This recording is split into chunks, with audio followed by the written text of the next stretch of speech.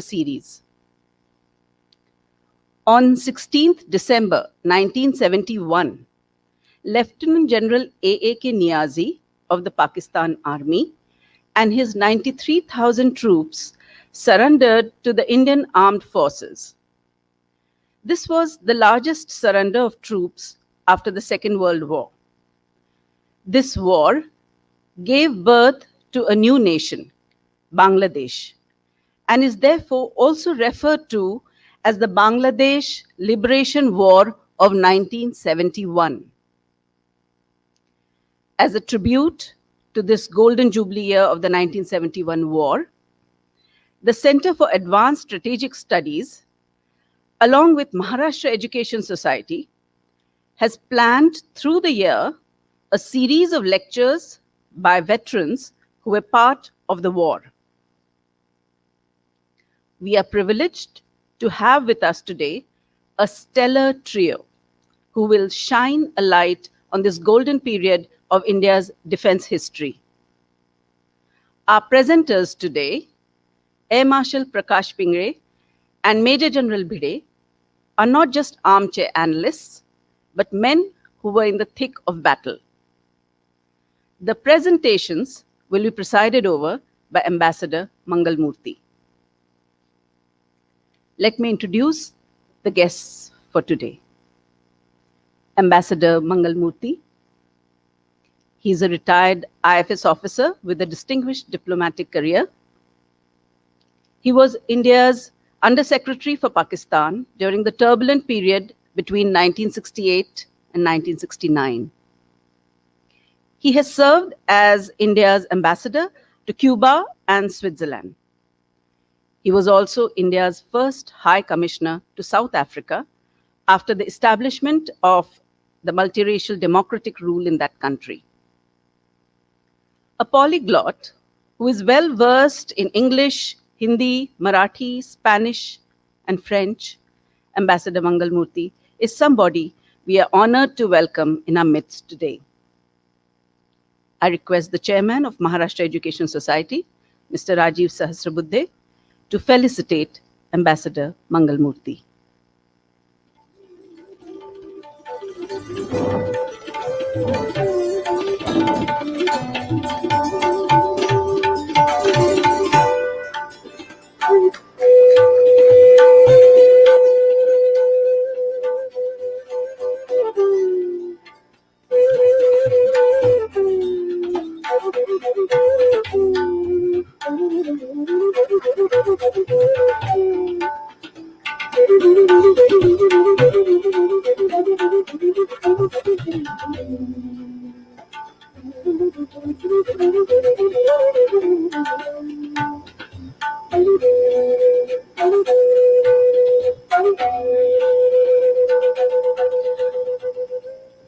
We are honored to have with us today a war hero, an avid flyer, Air Marshal Prakash Pingre.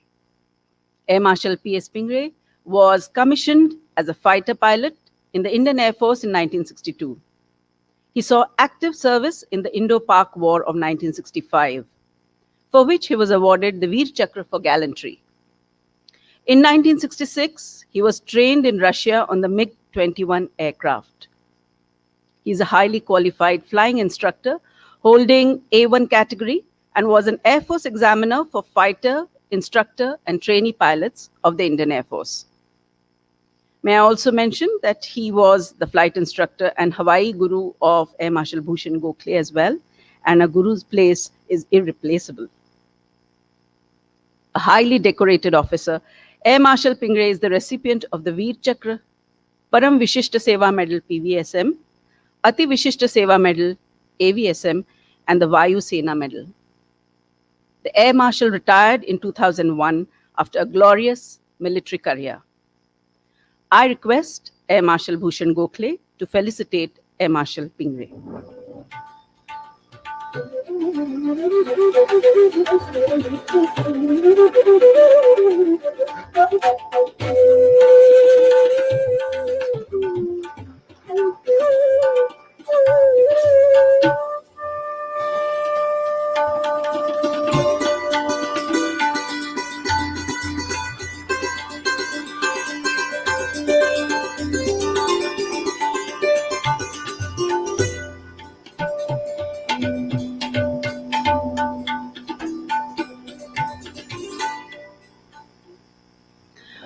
We are also honored to have with us today another war veteran and battle-hardened soldier, Major General Sanjay V. Bhide, recipient of the Yudh Seva Medal and Vishishta Seva Medal, is a Pune lad.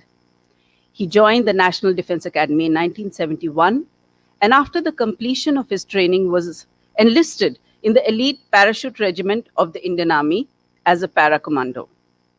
He has hands-on experience of dealing with proxy war in operational situations in Mizoram, Sri Lanka, Punjab, and J&K. He was appointed as a military observer in the United Nations force in Namibia. In his senior rank, he spearheaded government and defense interactions with more than a dozen foreign governments. He was chair professor for 2 years in the Department of Defense and Strategic Studies, Pune University. Post-retirement, the general is actively involved in the Veer Nari Trust that provides support for the education of children of martyrs.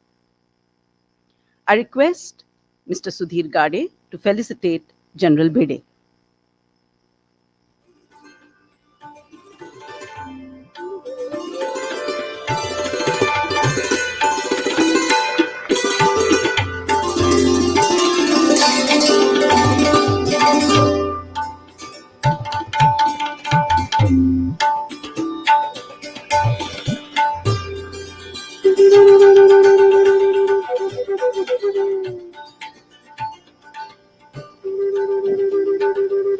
Allow me now to introduce, in brief, the other dignitaries on the stage. Air Marshal Bhushan Gokhale, the moving spirit behind this lecture series, is a man of many parts. Today, however, he is before us in his capacity as the director of the Center for Advanced Strategic Studies and as the president of the governing body of the Maharashtra Education Society. Mr. Rajiv Sahasrabudhe is an architect by profession and a dedicated RSS worker by calling. He helms the affairs in the Maharashtra Education Society in his capacity as its chairman. Mr. Sudhir Gade teaches electronics at Garware College and also performs the onerous task of being the Assistant Secretary of Maharashtra Education Society. We will now begin today's presentations with the opening remarks by Air Marshal Bhushan Gokhale. I request him to come to the podium.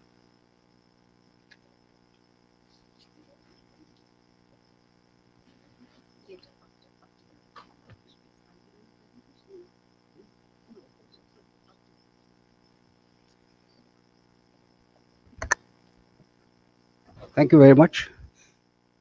Good evening, ladies and gentlemen. It's indeed a privilege for me to be here on this third lecture that we have organized as part of the year-long series on what the Honorable Prime Minister called as the Swarnim Vijay Varsh, the Golden Jubilee of 1971 war. I had mentioned that while we will be focusing on 1971 war per se from the next lecture onwards, but Bangladesh didn't happen in isolation. It started actually at partition, when the two-nation theory was talked about. And that's how we started our first lecture with War 47-48. The next one was on 1962 war, because that is also important in our military history and also in the history of India. Because for us who are in the uniform, in the military, we of course draw military lessons.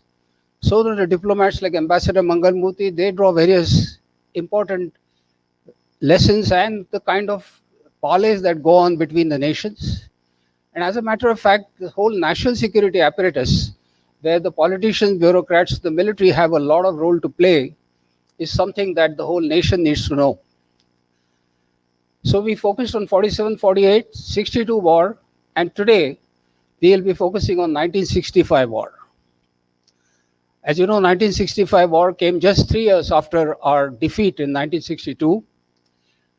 But the way India handled it, the way under the chairmanship, under the leadership of Lal Bahadur Shastri, as well as the Raksha Mantri, our own from Maharashtra, Yashwantrao Ji Chauhan, And then all the leaders who gave great support to the military mind of General Chaudhary, Marshal of the Air Force thereafter, Arjun Singh, and Navy did not take part. Admiral Soman was that time the naval chief. But it all led to a victory. And that is what we'll be focusing today on. Initially, we will have a talk by Ambassador Mangal Murthy, who was actually in the High Commission of India posted in Pakistan. That time it was in Karachi. It was only later it moved to Rawalpindi. And they had a harrowing time. You'll hear it from his own words. After that, General Bhide will be speaking on the army operations. And Air Marshal Pingle, as it was introduced very rightly, it was my privilege to felicitate him. He was my instructor during the flying instructor school. And just for a laugh, his short name is Pingo and mine is Bingo. So we were together in the cockpit as Pingo and Bingo. But I had a great privilege flying with him. I'm very glad that his elder brother is here. So he'll be speaking about the Air Force part and of course the Veer Chakra that he got for shooting down a Sabre aircraft. We also have a number of veterans amongst us. We had already heard from Brigadier Jathar last time when he was at Rezingla at 62 war. We got Major Arun Phatak, who may add something of his own experience, 65 if he feels like. There is also Brigadier Ajit Apte, who will be speaking next lecture, and many others. So I would urge you all to fasten your seat belts and listen to this whole lecture. Enjoy. Thank you very much. Today, as was mentioned, is Shiva Jayanti. And I think with that kind of a spirit, India is now moving ahead with great confidence. And let's all Shiv Bhakt also look at our Indian history in that angle. Thank you, ladies and gentlemen. Jai Hind.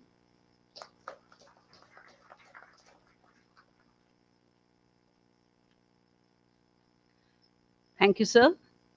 Without further ado, let us proceed to that part of the program that we have all been looking forward to. An American foreign policy advisor once famously remarked, "Talk softly, but carry a big stick." This line sums up in a nutshell the importance of a strong military in order to bag a place at the world's decision-making table. Who better to complete this evening's who better to elaborate on this than Ambassador Mangal Murthy? I invite the ambassador to deliver the presidential remarks, and I request the others on stage to take their place amongst the audience in order to better appreciate the presentations.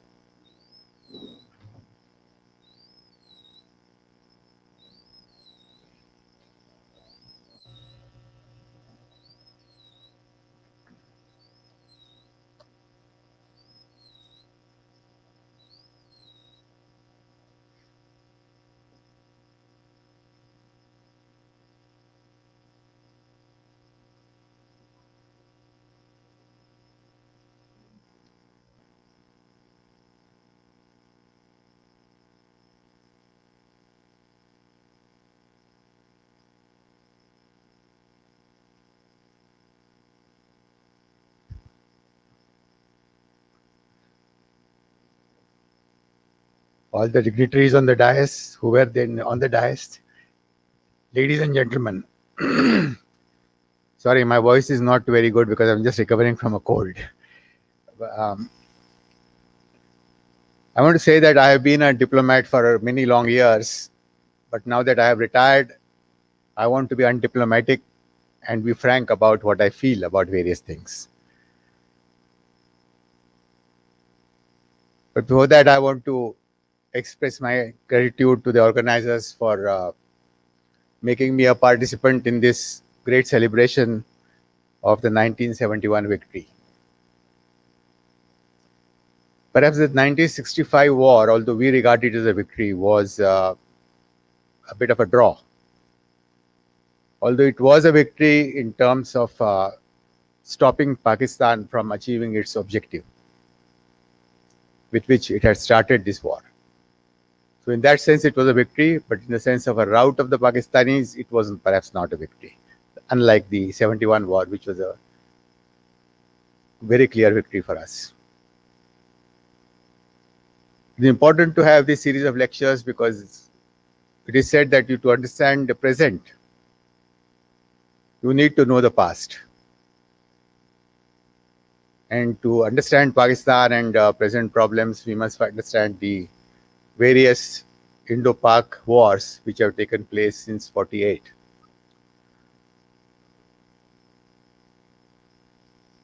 My claim to knowing a little about Pakistan is based on my posting there from 65 to 1968.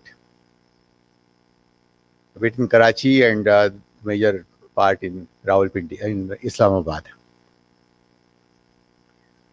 Also, Pakistan has been the point of focus of the Indian foreign policy for many, many years while I was in service. And one could not but help following India-Pakistan relations and events in Pakistan. This is the basis of what little I know about the subject.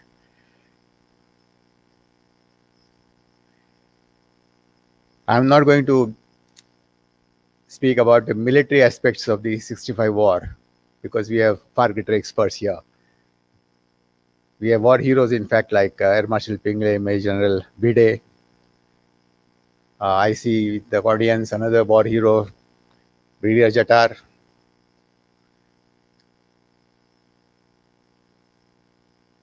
Instead, I would like to delve into the psyche of Pakistan, which led to these wars. The Mughals and other Muslim rulers ruled over vast parts of India for nearly 13 centuries. Rana Pratap was the only one from Rajasthan to resist their domination for a while, but apart from Shivaji and the Marathas, there was no ruler who defeated them. This fact and their religious belief that they alone were the followers of the true religion engendered among the Muslims of the subcontinent a belief that they were born to rule over people of any other faith. When the British supplanted the Mughals as the paramount power, it came as a rude shock to the Muslims in India, many of whom turned inwards, shunning Western education and Western values. Even today, a large section of the Muslims, not only in India but many parts of the world, want to go back to Sharia law. For the fanatics in Pakistan, India is Dar al-Harb, which needs to be converted into Dar al-Islam. Zulfikar Ali Bhutto is on record as saying that one Pakistani is equal to 10 Indians if it came to fighting. The concept that the Muslims of Punjab and the Pathans are martial races was assiduously cultivated by the British. Ayub Khan himself, a burly Pathan 6 foot plus, confronting the Prime Minister of India, Lal Bahadur Shastri, who was barely 5 feet tall and frail, conveys the image of what the Pakistani army felt about the Indians. Subsequent events since then have changed Pakistan's thinking. The good fight we gave in 65, then the defeat in 71 in Bangladesh, Kargil in 1999, the surgical strikes more recently, and Balakot bombing have all contributed to this change of thinking in Pakistan today. Now it thinks of India as a country which is militarily and economically superior to them. Pakistan no longer thinks of coercing India through force. Its nuclear bluff has also been called when they could do nothing after our attack on Balakot. Pakistan, however, has not given up its policy of giving India 1,000 cuts. It, however, has to worry more now about the consequences of doing so after the Balakot strike. So that is a slight change in the equation, before which they could with impunity keep on needling us and we did not react. The Pakistanis whom I met in Pakistan and later elsewhere were otherwise quite friendly and very similar to us in many ways. But they had a firm conviction that India had not played fair by not ceding Kashmir to them. They had a gut feeling that India had been partitioned on the basis of religion, and Pakistan should have got all Muslim majority bordering states. For secular India, religion is not a criterion of nationality. These two ideologies are irreconcilable.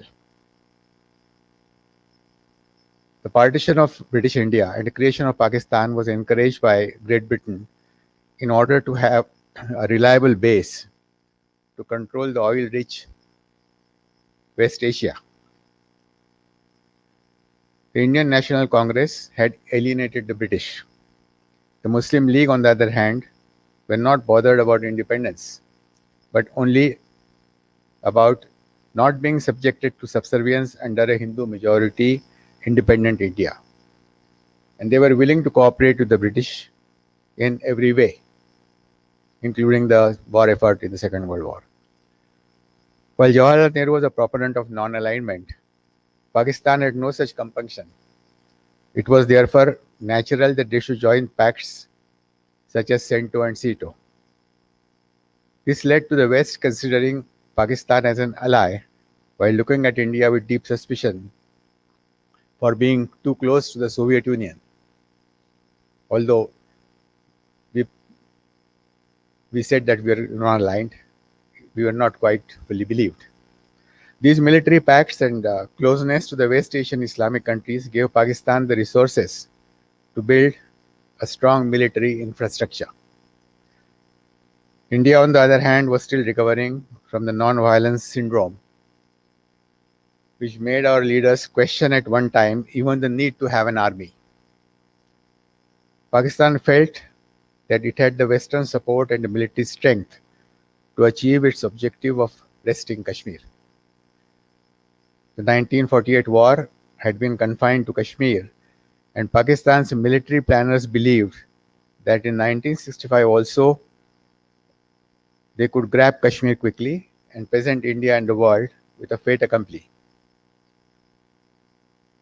India had done quite poorly in the earlier conflict with the Chinese in 1962, which perhaps encouraged them to think so.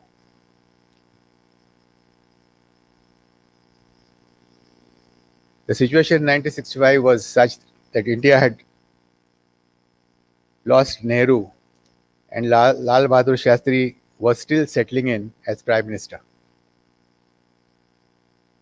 Even after the events in the run of Kutch and even after Pakistan's build-up on the Kashmir border, there was no appreciation on our part of the danger that India faced. In 1948, a delay of a day in responding would have meant the loss of Kashmir. In 1965 also, a delay of a day would have lost us Kashmir. The situation was so dire that the Defense Minister Y.B. Chauhan had to take a snap decision to allow the use of Air Force and approve an attack across the international border to save the situation. Of course, he was backed by Lal Bahadur Shastri subsequently. This showed a complete lack of strategic and military thinking and planning on our part. This was partly because our leaders looked at the army with distrust and kept it away from policy making. Coming to specifically 1965, 1965 was an eventful year in Indo-Pak history. The Pakistani military ruler General Ayub Khan had emerged victorious in the presidential elections held in January 1965 amidst allegations of rigging. This factor created a desire in him to improve his political image by achieving some success in the realm of foreign relations. He got an opportunity to do so in April 1965 over a minor border dispute with India in the Run of Kutch area. The Pakistan army dominated the skirmishes, and as a result of which a climate of overconfidence was created in the Pakistani military and political establishment. As a result, in May 1965, President Ayub decided to launch the proposed Operation Gibraltar. The plan was to launch guerrillas into Indian-held Kashmir with the objective of creating a popular uprising, finally forcing India to abandon Kashmir. Ayub went to Murray on 13th May 1965 to attend a briefing on the conduct of Operation Gibraltar. It was during the briefing that Ayub decided that the 12th Division should also capture Akhnur. This attack was codenamed Operation Grand Slam. The rationale was that if Operation Gibraltar did not achieve the expected result of creating an uprising, a military thrust cutting off our army in Kashmir from the rest of India would achieve the same result. The miscalculation here was that the Pakistan never anticipated that India would extend the fighting beyond the disputed state of Jammu and Kashmir. When our army retaliated across the international border, it came as a rude shock to Ayub Khan. I was there, and there was consternation in Pakistan that India should do that. He knew that his whole plan was in shambles. The Pakistani thesis was that Kashmir being a disputed territory, it was legitimate to use force in Indian-occupied Kashmir, but not across the international border. Indian leaders believed that India should have an image as a peace-loving, non-violent country, and therefore we never threatened retaliation against even grave provocation in the past. Our policy was reactive and not proactive. You can contrast this to the present situation on the LAC with China. Prime Minister Modi made it very clear that any attempt to grab territory by China would not be tolerated and that we would fight to defend it. This has been backed by beefing up our military posture and by diplomacy. This has resulted in the Chinese not embarking on any misadventure through miscalculation. The negotiation with China for de-escalation has been carried out as a joint effort by the Army and the MEA. About the 1965 war, I have a hypothesis that if India had firmly and convincingly told Pakistan that an attack on Kashmir would be considered an attack on India and that we would respond with an all-out war, they would have backed off. Our innocuous image and weak posture, instead of preventing war, encouraged it. I've been asked to recount now what was my personal experience of being in Pakistan at that juncture. So I'll tell you some of the salient memories, although there are many which there is no time to mention.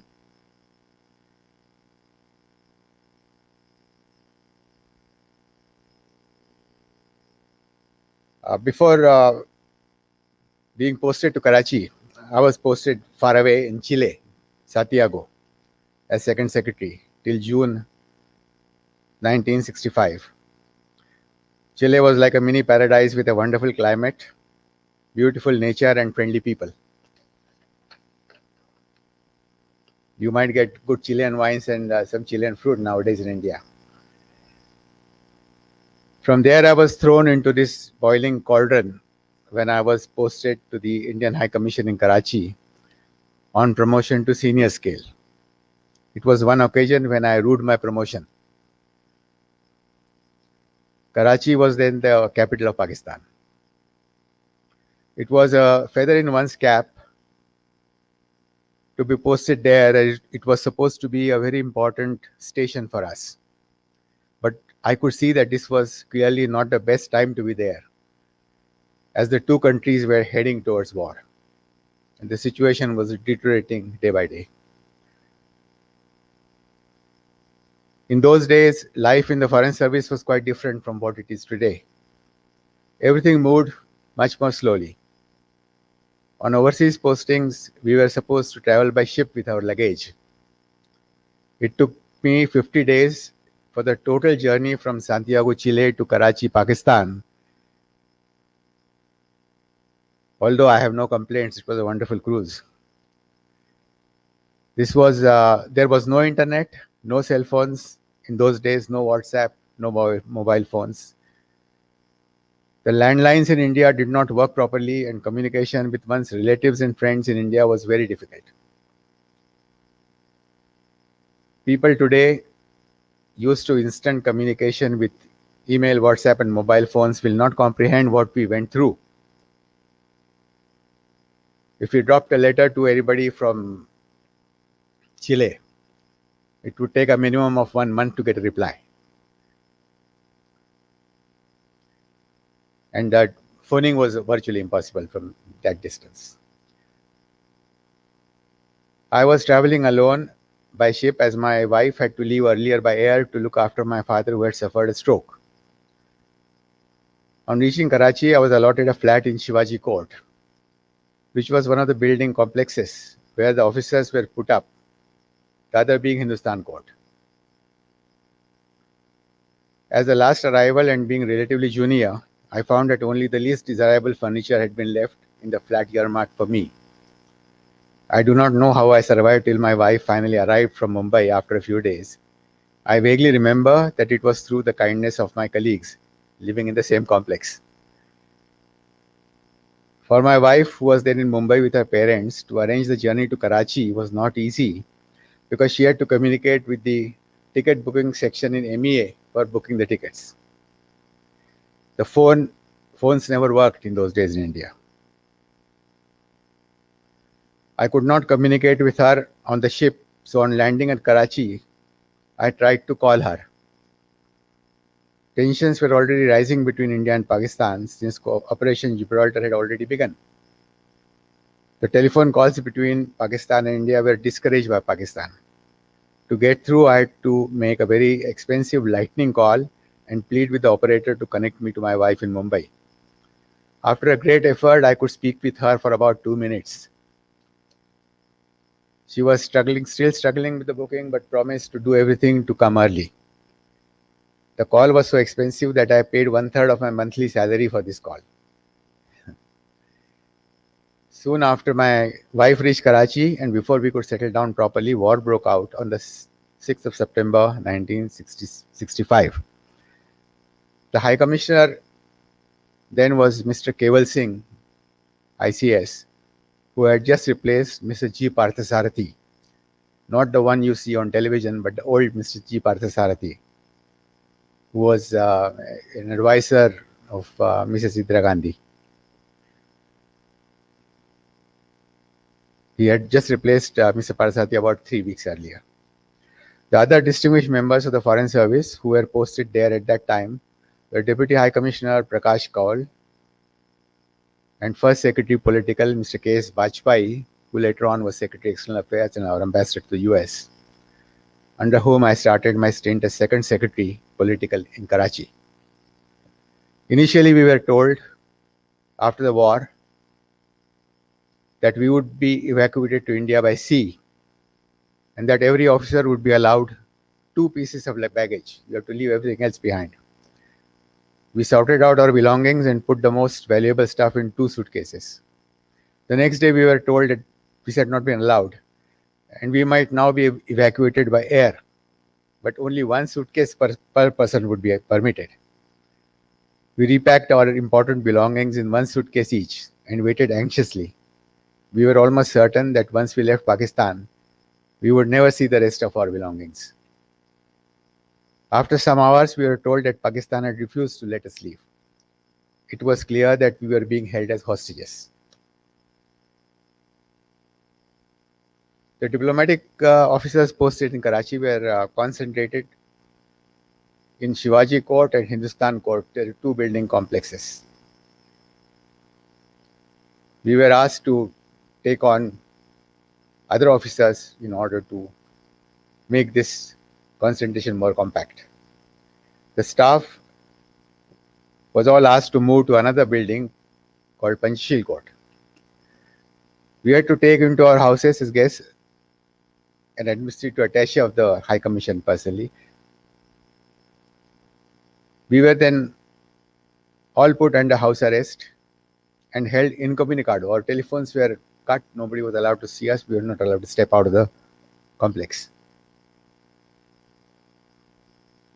The High Commissioner's house was also searched during his absence, which made this even more flagrant.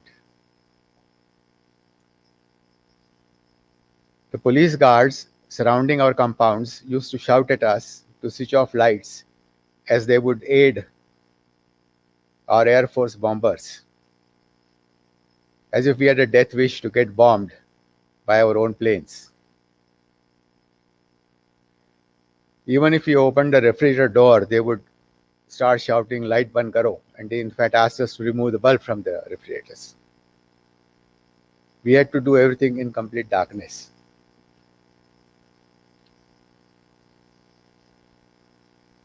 One member from the complex was allowed to go under police escort in a police vehicle to the market to buy basic provisions and vegetables in bulk for everyone. Usually we had to subsist on potatoes and onions. An officer's wife who had a toothache was told just to take a painkiller because she would not be allowed to consult an outside dentist.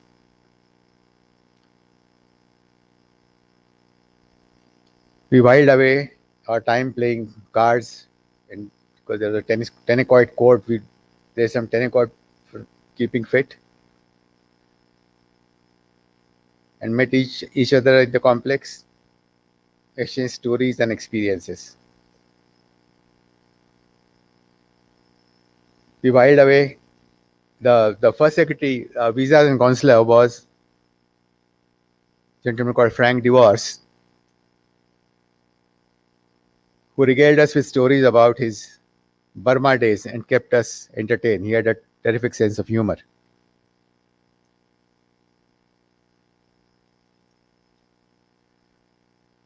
Three or 4 days after our house arrest, the police came to our building and searched our flats. They did this on the pretext that there was a transmitter being operated from somewhere in these buildings. Of course, this was just a pretext, nothing was found. 2 days after our houses were searched, the police arrived at about 2 a.m., woke us up, and asked us to accompany them immediately, carrying our office keys. We were herded into an open truck and taken to the High Commission building, which was not very far away from there. Once there, it seemed that there was no problem switching on all the lights. So the blackout imposed on us was clearly a part of the harassment meted out to us. The funny thing was that I noticed that I was wearing the top of one night suit and the bottom of another, having worn my clothes in complete darkness. But this was the least of our problems. Despite our protests, we were made to open our office and even our safes. They could find very little of any value, since during the first 3 days of the conflict, a decision had been taken to destroy all confidential papers. It was a meeting between the High Commissioner and the senior officers of the High Commission where this decision was taken. It was a very serious decision because even the code books were destroyed. And once you destroy the code books, you cannot have any confidential communication with headquarters anymore. But this turned out to be just as well, because Pakistanis completely ignored all diplomatic norms, entered our houses, offices. Now, here I could say that the international relations between two countries are basically governed by international conventions. They say that even during the First and Second World Wars, the embassy premises of even hostile nations were respected and they were not violated. Now, diplomatic relations are based on two things. One is international conventions, second is reciprocity. If somebody flouts these conventions and does something, so violates it, then we have a right also to do similarly to them, reciprocate in kind. I don't know, for some reason India did not do so.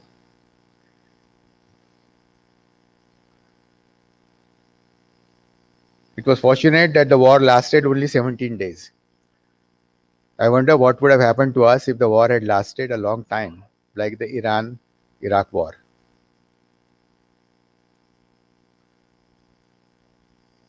The officers used to take turns as couriers, carrying diplomatic bags to Delhi and back. This was not just to carry confidential documents, but also an excuse to have an outlet to go to India from time to time.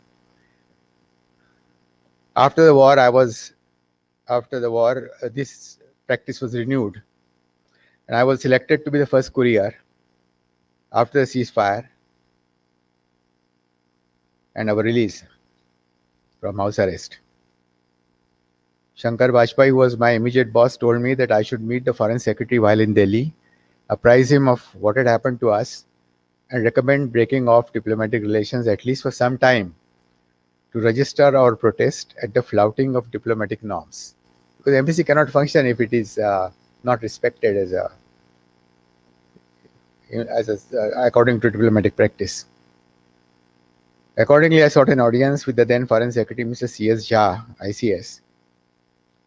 He listened to me without giving any reaction beyond thanking me for briefing him.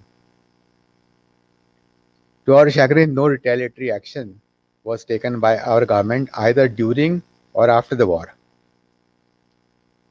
You see, we are so civilized and large-hearted.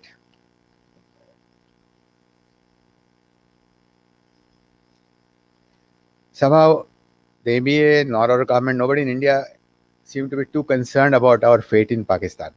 No steps were taken through friendly countries or the UN to ensure our welfare or even to inquire about our well-being.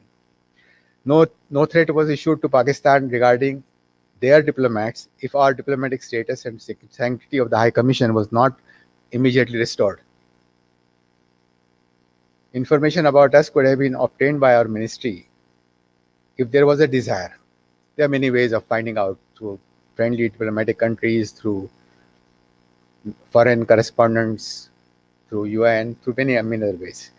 This contrasts with what the present government would have done in a similar situation.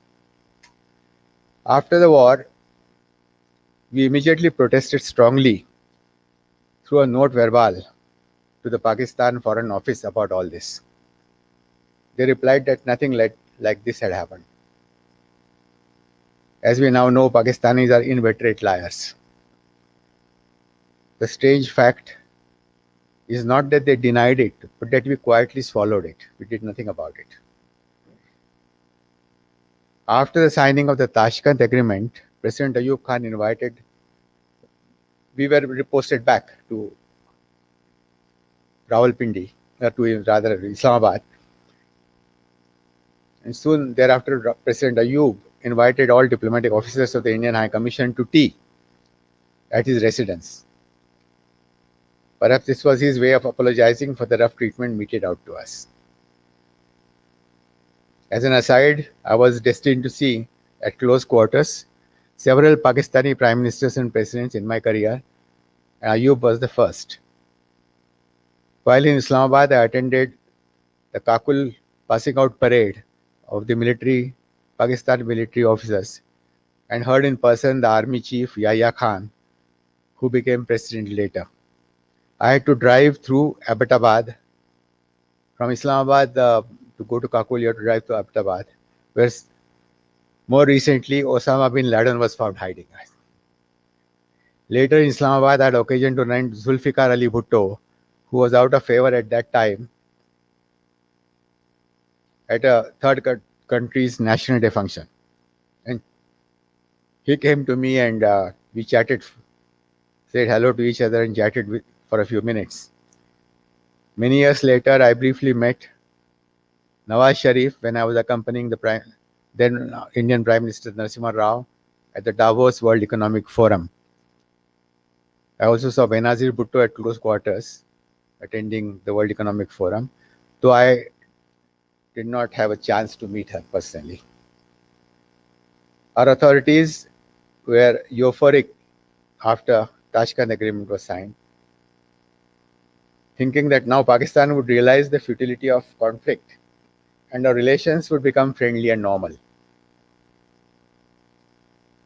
there was a strong lobby in the MEA and top echelons of the government which believed that we should behave like gentlemen and be magnanimous, even if Pakistan did not. And our pre-partition links would ensure that things could be worked out peacefully. As has been proved, this was a misreading of the situation.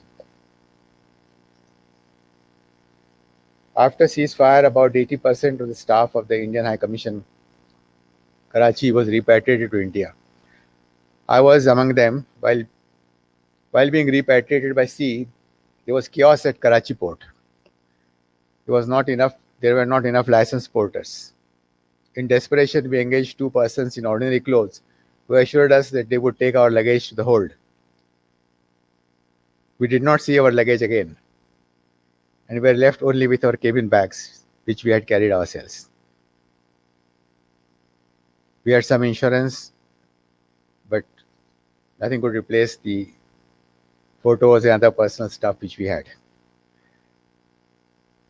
The relief of leaving Pakistan was short-lived, as I was hurriedly posted to Islamabad after a short stay in India, since in the meantime the capital had shifted along with all the embassies to Islamabad. After signing of the Tashkent Agreement, our government thought that we should strike the iron while it was still hot and achieve progress in normalization through bilateral talks. A number of ministerial meetings were scheduled. These reached deadlock very soon, and tense relations between India and Pakistan resumed. During my stay in Pakistan, the main exchanges between the two governments were protest notes about various violations and other issues. What was Islamabad like in those days? Islamabad was then just a one-horse town. There was one hotel and one cinema theater. And I never went to the cinema hall, so I don't know what cinema hall was like. I do not recall having seen a movie there during my tenure in 3 years. Our High Commission was under 24-hour surveillance. There was a permanent hut opposite the High Commission, where the police in plain clothes kept an eye on who came and who went. Any Pakistani coming to the High Commission for any reason was immediately interrogated. Similarly, next to our houses, there was permanent police presence. If my wife and I went out for a walk in the evening, there would be one or two plainclothes policemen with lathis following us at about 20 feet distance. If I drove out, I would immediately get a tail. In my case, it was a white Volkswagen with different registration numbers at the front and the rear, so it was clear that it was not a normal car. In India, I understand that any surveillance at that time against the Pakistan High Commission was unobtrusive and not rough. We did not want the Pakistanis to feel, in fact, that we were surveilling them.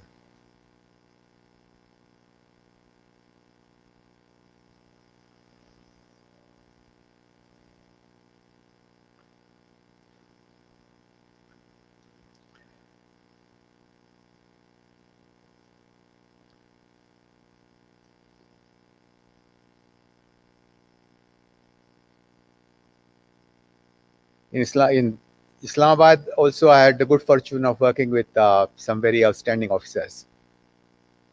Our High Commissioner there was Mr. Samar Sen, who was in fact offered foreign secretaryship, but then he declined it and he was posted as PR to New York. And he was at one time even chairman of the commission in Laos, ICC in Laos. He was a very charming person and a very fine gentleman. And the other was, again, a very fine officer and a very fine human being, KPS Menon. His father, KPS Menon, was also foreign secretary, and KPS Menon Jr., who was that time counselor under whom I worked, also became foreign secretary later. And he and Mrs. Menon were wonderful human beings.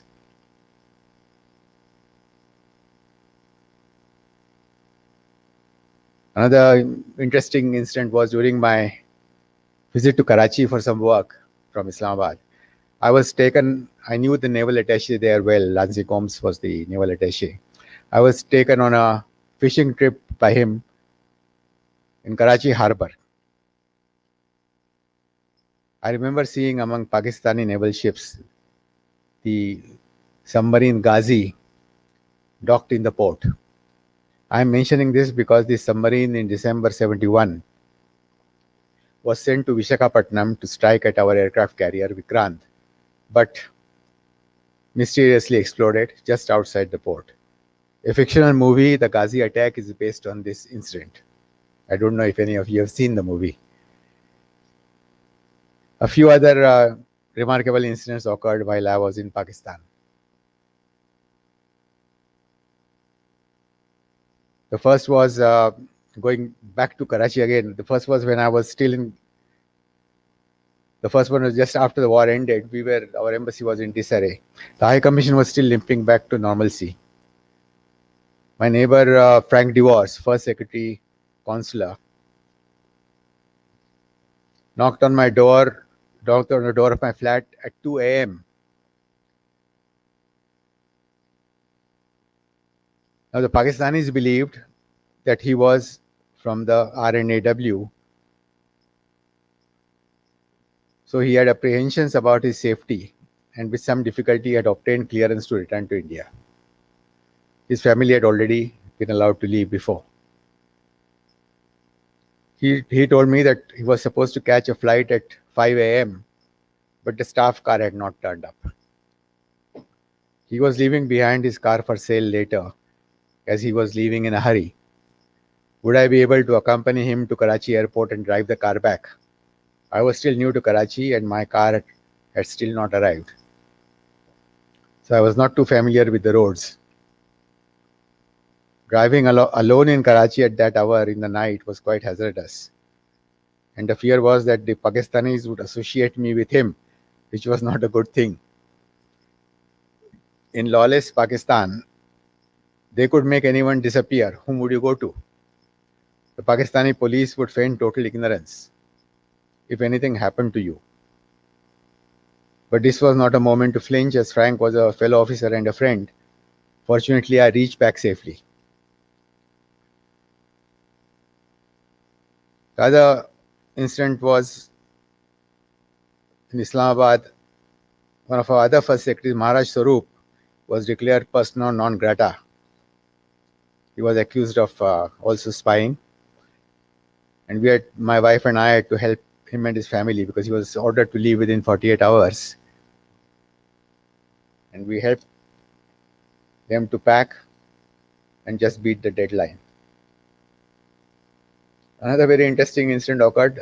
I was deputed to go to Wagah border from Islamabad to escort Sikh pilgrims from India who were coming to visit their holy places in Pakistan. I flew to Lahore and then hired a taxi to go to the border by road.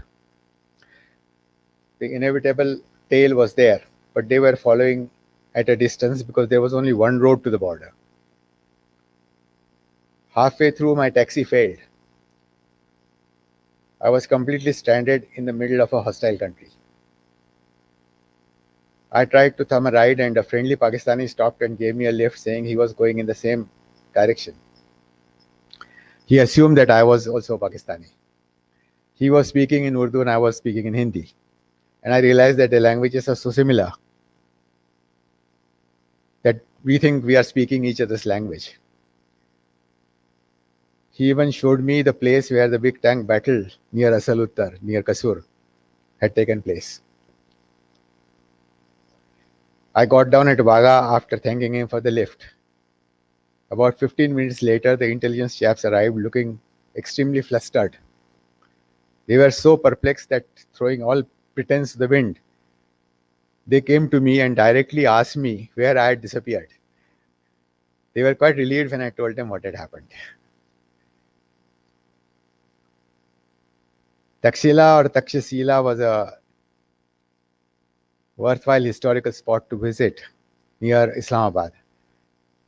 It's a remarkable place of Buddhist history and learning. In the old times, Takshila was compared to Nalanda in the east. The locals there did not seem to know much about the past, have any sense of the past. The guides and villagers there spoke of, as if some strange Buddhist people used to live in these areas. They did not say that their ancestors lived there. This was an example of how Islamization obliterates the pre-Islamic history and culture of a people, as Naipaul has described it in one of his books.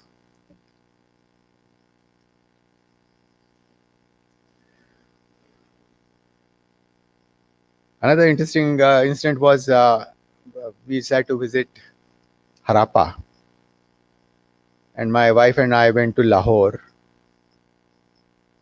We were allowed to drive that time, and we stayed at Flashman's Hotel, which was one of the old Oberoi hotels taken over by the Pakistanis as evacuee property. That was still one of the better hotels in Lahore. And in the evening, because we were always followed and surveillance, and we didn't want to create suspicion, we did not go out of the hotel. We decided that we should have dinner in the hotel and perhaps go to the cabaret to while away time. And when we went to the cabaret, it was a big surprise for us because the program was a Radha Krishna dance by a East Pakistani troupe. To see that in Pakistan was really surprising. And that brought home to me that because of the paucity of indigenous culture in Pakistan, they have a big dilemma. If they do anything really cultural, then it becomes Indian for them. If they wear a sari, then people think that they are wearing Indian sari. They have a dance, it's an Indian dance. So that is one of the problems of Pakistan. But I must say, when we went to Harappa, they were very hospitable. If they want to be hospitable, Pakistanis, I think, are more hospitable than us. They had laid on a wonderful lunch. They gave us a good guide to go around Harappa. They gave us a guard of honor. When I drove in through the gate of the guest house where we were supposed to stay, there was a guard of honor, and I was not even ready to respond because I had not expected a guard of honor. To that extent, they can lay it on when they want to.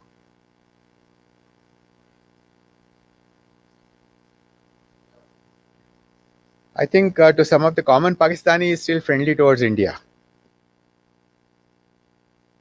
At that time, also, the common Pakistani is, despite the war, not unfriendly to India.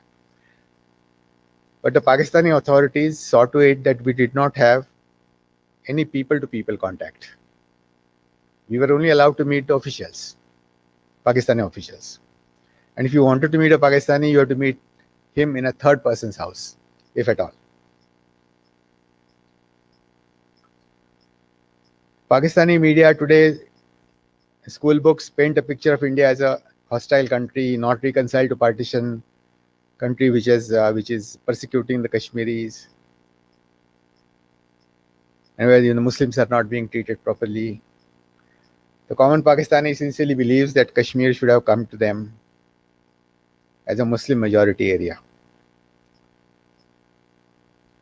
A strong civil society does not exist in Pakistan.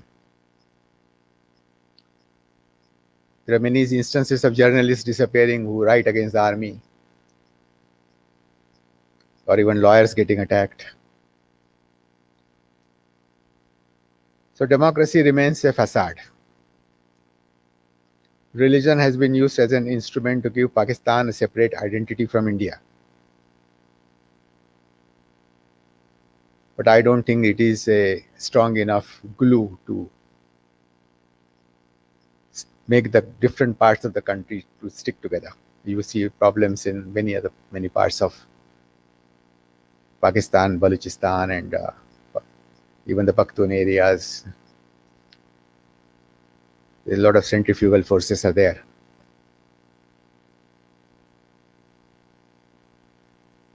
By now, the pre-partition links and memories hardly exist today. The army there finds it convenient to maintain this bogey of India to keep themselves in control of the country. All plum posts are given to army officers or ex-armed forces officers. To end, the Pakistani posting for me was exciting, although quite arduous. And finally, getting posted back to Delhi felt like deliverance. Thank you very much for listening patiently.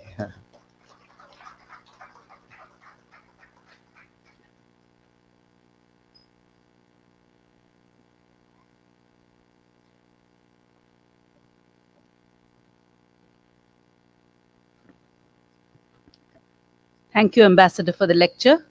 It was a comprehensive summing up of India's military history. Particularly important is the point about India's changing stance, which gives rise to the linguistic quibble. Shouldn't the defense forces be referred to as the armed forces?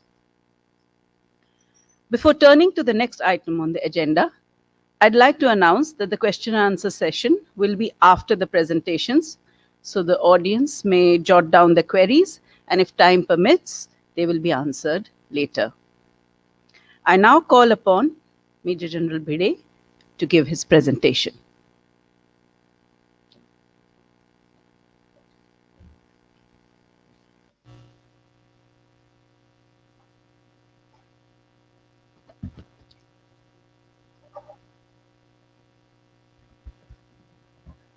आज शिवजयंती आहे, त्यामुळे मी मराठीत बोलणार.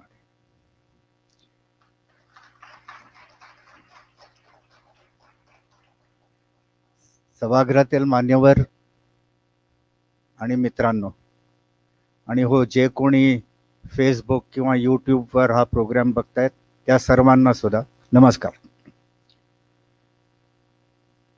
माझी परिस्थिती थोडीशी अवघड झालेली आहे. ज्यांनी कोणी संगीताचा सभा किंवा कार्यक्रम अटेंड केले असतील तर जो मेन गाणारा किंवा सतार वाजवणारा असतो त्याच्या आधी एक नवशिक्या माणसाला बोलवतात स्टेजवर की जराशी सभेची तयारी करतो. तर माझ्यानंतर एवढे ज्येष्ठ आणि श्रेष्ठ वक्ते येणार आहेत ज्यांना ज्या लढाईबद्दल आपण बोलणार आहोत त्यात पराक्रमासाठी वीरचक्र मिळालंय, त्यामुळे ते काय बोलणार आहे ते तुमच्या इतकंच मीही उत्सुक आहे ऐकायला. त्यामुळे मी माझं जे काय प्रेझेंटेशन आहे ते जरासं पटापटा संपवेन. नंतर कोणाला काही प्रश्न असतील तर जरूर विचारा, मी ते उत्तर द्यायचा प्रयत्न करेन. आजच्या या दिवशी 65ची जी लढाई झाली, 22 दिवस म्हणतात, कोणी 17 दिवस म्हणतात, पण आपण 65ची लढाई म्हणू. ती लढाई एक बलिदान, एक साहस याची एक कहाणी आहे. आणि त्या लढाईमध्ये जसे अम्बॅसेडर साहेब म्हणले की 71 सारखं काही विजय मिळाला नाही, पण अहो अशी थप्पड मारली ना पाकिस्तानला की त्यांच्या लक्षात आलं की हे असलं काही सारखं सारखं करता येणार नाही. 65च्या लढाईमध्ये 71च्या विजयश्रीची मुहूर्तमेढ भेटली आणि त्यामुळे ही लढाई खूप महत्वाची. आणि अशा लढाईसाठी मला बोलायची संधी दिल्याबद्दल मी महाराष्ट्र एज्युकेशन सोसायटी आणि centre for advance strategic studies यांच्या पदाधिकाऱ्यांचा आभारी आहे. खरं सांगायचं तर मी ह्या लढाईच्या वेळेला शाळेत होतो, अर्ध्या चड्डीत जायचो शाळेत, पण थोडासा अभ्यास आहे, त्या अभ्यास करून जे काय मी समजतो या लढाईबद्दल ते मी तुमच्या समोर मांडतो. जेव्हा आपण पाकिस्तान आणि इंडियाची बॉर्डर तर बघतो तेव्हा 3323 किलोमीटरची बॉर्डर आहे. त्यातल्या एका छोट्याशा भागामध्ये ही लढाई झाली. जे आपण लाल एरोनी मी दाखवलंय तेवढ्याच भागात ही लढाई झाली. म्हणजे संबंध भारत पाकिस्तानची जे बॉर्डर घेतली तर त्या बॉर्डरमध्ये ही लढाई झाली. जर त्यावेळच्या आर्मीचं कंपॅरिझन केलं आपण तर साधारणपणे आपले 9 डिव्हिजन्स होते, त्यांचे 6 होते. थोडक्यात सांगायचं म्हणजे एक बटालियन म्हणजे साधारण 600-700 माणसं, 3 बटालियन म्हणजे एक ब्रिगेड होते, 3 ब्रिगेड म्हणजे एक डिव्हिजन होते. हे साधं गणित प्लस मायनस असतं, पण म्हणजे कारण आता माझ्या पुढच्या ह्याच्यामध्ये डिव्हिजन बटालियन हे उल्लेख येत राहतील म्हणून मी हे मुद्दामून सांगतो. आर्मर्ड टँक जो फोर्स होता तो ह्या लढाईचा एक मोठा हिस्सा होता. मी मुद्दामून का म्हणतोय, कारण त्यावेळचे जे दोन्ही टँक्स होते, पाकिस्तानकडे सगळ्यात त्या काळचा स्टेट ऑफ आर्ट ज्याला आपण म्हणतो असे पॅटर्न टँक होते, आणि आपल्याकडे त्या काळचे ऑलरेडी जुने झालेले दुसऱ्या महायुद्धात वापरलेले शेरमन, सेंच्युरियन, AMX-13 अशा नावांचे, त्या नावांशी काही संबंध नाही, त्याचा आज आपण काळजी करू नये. फक्त एवढंच आहे की त्यांच्याकडे खूप चांगले टँक्स होते, आपल्याकडचे टँक्स त्या मनाने कमी केपेबिलिटीचे होते. त्यामुळे मी हे मुद्दामून फिगर दाखवले. आता आपण थोडक्यात पाकिस्तानचा प्लॅन काय होता 65च्या लढाईचा ते बघू. पाकिस्तानच्या प्लॅनचे 3 पहलू होते. पहिला अटेम्प्ट होता की सगळ्यात दक्षिणेला कच्छच्या एरियामध्ये आधी काहीतरी खुसफुट करायचं. त्याचा इरादा हाच आहे की बघायचं की पॉलिटिकल रिस्पॉन्स काय होतोय, इंडियाकडनं काय रिस्पॉन्स होतोय, जगभराकडनं काय रिस्पॉन्स होतोय, आणि ह्या ऍक्शनमुळे आपली जी काय आर्मी उत्तरेकडे आहे त्यांना दक्षिणेकडे खेचायचा, हा एक त्यांचा इरादा होता. दुसरा, जसं अँबॅसेडर साहेब म्हणले की काश्मीरमध्ये आर्म्ड इन्फिल्ट्रेशन करायचं, गुरिल्ला खूप मोठ्या नफरीमध्ये पाठवायचे, आतमध्ये रिबेलियन करायचं, तिथे इंडिपेंडेंट डिक्लेअर करून घ्यायचं, आणि मग इंटरनॅशनल मध्ये जाऊन सांगायचं की हे आमचंच आहे किंवा आम्ही आता इंडिपेंडेंट राज्य झालो. आणि तिसरा पार्ट होता, हा इंटरेस्टिंग आहे फार, हे सिक्वेन्शियल आहेत, कारण हे पुढे जेव्हा मी कहाणी सांगेन तेव्हा तुमच्या लक्षात येईल. त्यांच्या विचारसरणीमध्ये हे सिक्वेन्शियल आहेत. पहिला संपला की दुसरा संपला की तिसरा. तर तिसरा त्याचा पहलू होता की छंब अखनूर भागामध्ये अटॅक करायचा. छंब अखनूर भाग हाही काश्मीरचाच एक भाग आहे, म्हणजे त्यांना अजून काश्मीरमध्ये ठेवायचं होतं. आणि इरादा हा त्यांचा की अखनूर ब्रिज कॅप्चर केल्यावर जम्मू काश्मीरमध्ये जाणारा जो रस्ता आहे तो कट ऑफ होईल. आता देश जेव्हा हे सगळं प्लॅनिंग करतो, पहिल्यांदाच त्यांची चूक झाली. त्यांना हेच माहिती नाही की अखनूर ब्रिज कॅप्चर केला तरी काश्मीरचा रस्ता बंद होत नाही, कारण तेव्हा सुद्धा काश्मीरमध्ये जाणारा रस्ता अखनूरच्या रस्त्याने जात नव्हता. पण असो, त्यांचा तो इरादा होता की अखनूर ब्रिज कॅप्चर केला तर काश्मीरमध्ये जाता येणार नाही. आता हा प्लॅन जो आहे, this was based on some assumptions, आणि ॲझम्पशन होते की 62च्या युद्धानंतर भारताचे आर्म्ड फोर्सेसचं मोराल डाऊन असेल, त्यामुळे आपल्याला फायदा होईल. दुसरं ॲझम्पशन होता, जसं अँबॅसेडर साहेब म्हणले की नेहरूंसारखं मोठा नेता नुकताच गेला होता, आणि शास्त्रींसारखा मोठा पण कदानी छोटा नेता अजून सेटल होत होता, त्यामुळे पॉलिटिकल अनसर्टन्टी होती देशामध्ये. तिसरं ॲझम्पशन होतं की आपण जर काश्मीरमध्ये घुसलो तर काश्मीरी जनता उत्स्फूर्तपणे आपल्याला मदत करेल आणि आपल्याबरोबर ते इंडिपेंडन्स डिक्लेअर करायला मदत करतील. हा तिसरा ॲझम्पशन होता. चौथा ॲझम्पशन होता की पाकिस्तान आर्मी आणि एअरफोर्स दोन्हीकडे टेक्नॉलॉजिकली ॲडव्हान्स्ड विमानं, टँक्स, हत्यारं आहेत, ज्याचा फायदा होईल लढाईमध्ये. आणि लास्टली त्यांचं असं एक्सपेक्टेशन होतं की इंडिया आयसोलेट होईल हे सगळं करायला लागलं की. किती ॲझम्पशन चुकले आणि किती ते जमले ते आपण बघूच आता. आजच्या पुढच्या एक 15-20 मिनिटामध्ये मी जे लँड बॅटल झालं त्याच्याबद्दल बोलणार आहे. त्याच्यात आधी 2 भाग आहेत.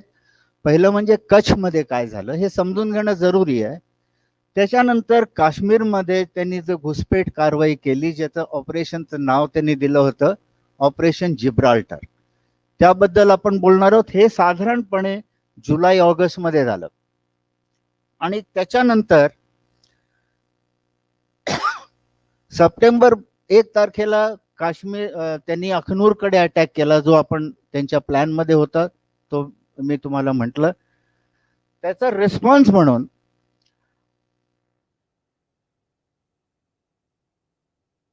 आपण लाहोरकडे अटॅक केला.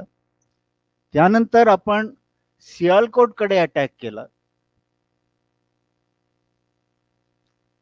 आणि लास्टली पाकिस्तानने आपल्यावर परत काउंटर अटॅक केला म्हणता येईल, खेमकरण असल उत्तरच्या बाजूला. So this is how the Battle of 65 progressed. The first action went in towards Akhnur. India responded towards Lahore and in Sialkot, and Pakistan responded, if I can say, in the area of Khemkaran Asal Uttar. So या sequence मध्ये आपण हे 65 war बघणार आहोत. So first thing comes is Operation Desert Hawk. Operation desert hawk हे पाकिस्तानने चालू केलं भारताच्या कच्छच्या एरियामध्ये, कांजरकोट एरियामध्ये. साधारण जानेवारी पासूनच खुसफूट चालू झालेली होते. त्यांचे बॉर्डर गार्ड, आपले बॉर्डर गार्ड, तू ती मी, थोडे फायरिंग, थोडं लाठीचार्ज असल्या टाईपचं चालू होतं. पण 9 एप्रिलला पाकिस्ताननी एक ब्रिगेड वापरून आपलं एक पोस्ट त्या एरियामध्ये कॅप्चर केलं. आणि मग 24 एप्रिलला टँक्स घेऊन अजून 4 पोस्ट आपले कॅप्चर केले.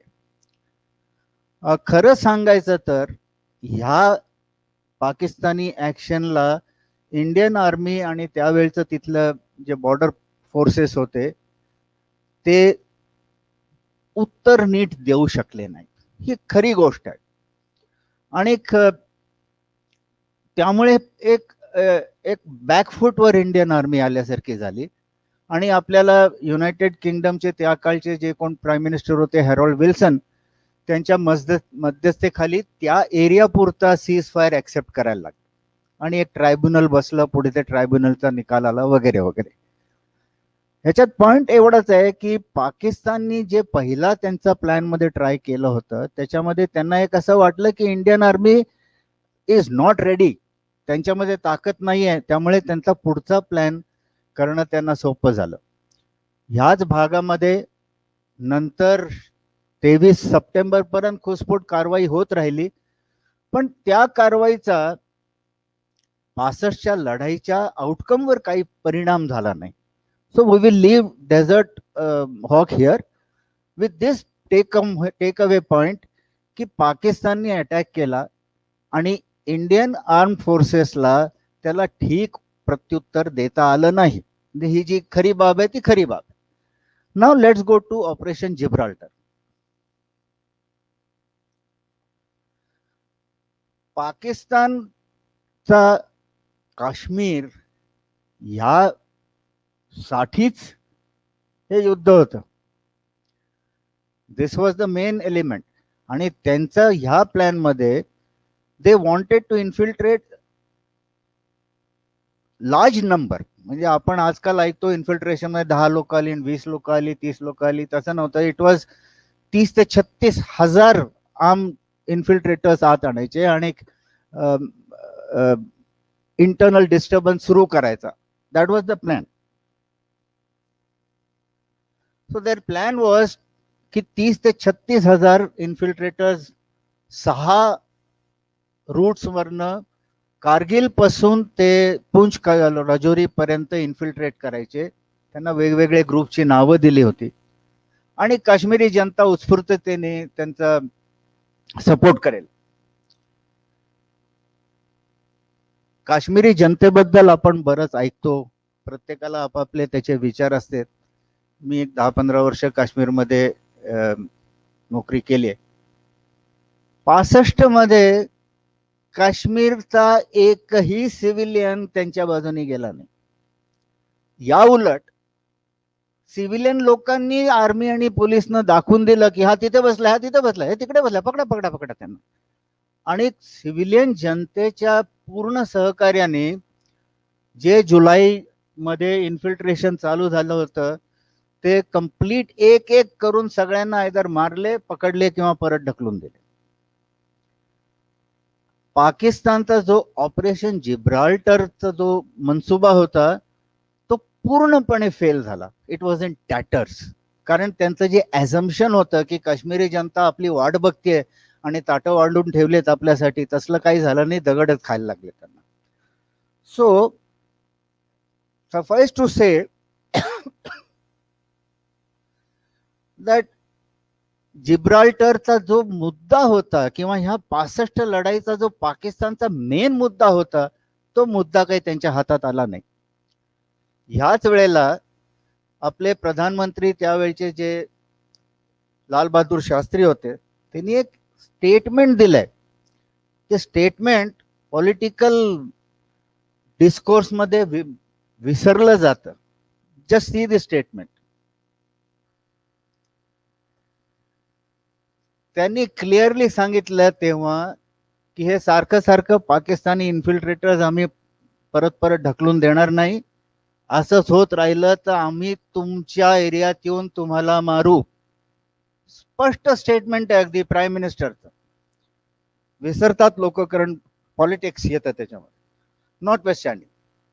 या स्टेटमेंट नंतर चालू होतं इंडियाचं ह्याच जिब्राल्टर कनेक्टेड मध्ये हाजी पीर कॅप्चर करायचा प्लॅन. हे अजून मी जिब्राल्टर रिलेटेड करतोय कारण हे अजून जुलै ऑगस्टच्या महिन्यातली कहाणी मी सांगतोय आपल्याला. ऑपरेशन हाजी पीर बल्जला कॅप्चर करायचा हा प्लॅन शास्त्रींचं हे स्टेटमेंट झाल्यावर ऑब्विसली गो हेड मिळालंच असणार. त्यात प्लॅन मध्ये ऑपरेशन बक्षी आणि ऑपरेशन फौलाद अशी दोन नावं होती. ऑपरेशन बक्षी होतं जे उत्तरेकडून येणारा जो फोर्स होता त्याचं नाव होतं आणि ऑपरेशन फौलाद होतं जे दक्षिणेकडून जाणारा फोर्स आहे त्या ऑपरेशनचं नाव ऑपरेशन फौलाद होतं. दोन्हीकडून साधारणपणे एक एक डिव्हिजन वर्थ फोर्स वापरले गेले. हाजीपीर एक तुम्ही मॅपवर बघाल एक स्ट्रॅटेजिकली इम्पॉर्टंट जागा आहे. हाजीपीर पास परसे तर आहेच पण हाजीपीरचा जो पूर्ण एरिया आहे इथनं गुलमर्गच्या बाजूला ऑफेन्सिव्ह करता येतं, उरीच्या बाजूला ऑफेन्सिव्ह करता येतं,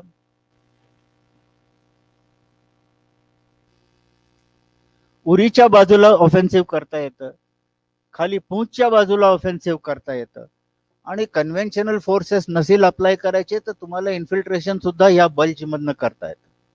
स्ट्रॅटेजिकली हा एक इम्पॉर्टंट जागा आहे. हाजीपीर पास हा मध्ये आहे. एका बाजूला बेडोरी फीचर आहे, दुसऱ्या बाजूला बिसाली फीचर आहे. हाजीपीरची उंची 2637 मीटर आहे. बेदोरी इज 3780 मीटर्स आणि बिसाली जी आपल्या एरियातनं अशी दिसते, this is Bisali, this is Hajipir, is 3443 metres. हे आकडे कॉन्टेक्स्ट मध्ये ठेवण्यासाठी सांगतो. सिंहगड 1600 मीटर आहे, रादर सिंहगड 1300 मीटरच आहे. महाराष्ट्रातलं सगळ्यात उंच जे पीक आहे Kalsubai, that is 1600 meters or thereabouts. So we are talking of 3 Sinhagads or 4 Sinhagads. That is to just place it in perspective. न प्लॅन याचा होता, उत्तरेकडनं 3 बटालियन्स अटॅक करणार होते. आपण एक गोष्ट इथे समजून घेऊया, जेव्हा आपण म्हणतो ना पर्वतांमध्ये जेव्हा लढाई होते, जेव्हा आपण म्हणतो एक डिव्हिजन अटॅक केला, मी सांगितलं तुम्हाला एक डिव्हिजन म्हणजे 3 ब्रिगेड म्हणजे 9 बटालियन वगैरे वगैरे. पर्वतांमध्ये जेव्हा अटॅक होतो तेव्हा शेवटी 4 माणसंच अटॅक करतात, कारण ते एवढं नॅरो वर चढायचा रस्ते असतात की तुम्ही डिव्हिजन मागे असेल हो, पण तुमचं शेवटी माणूस पुढे 4च असतात, 5, 6, 7 त्याच्याहून जास्ती नाही. सो एनिवे, 3 बटालियनचा अटॅक होता. I am sorry. आणि दक्षिणेकडून 2 बटालियन्स अटॅक करणार होते. आपण आधी उत्तरेची बाजू बघूया. इकडे मध्ये पॅराशूट बटालियनचं 1 battalion parachute regiment, 1st battalion parachute regiment होती, आणि इकडनं राजपूत बटालियन येणार होतं. प्लॅन प्रमाणे 1 para was to capture only up till here, आणि 4 Rajput was to go through it and capture Hajipir. Now let's see what happened.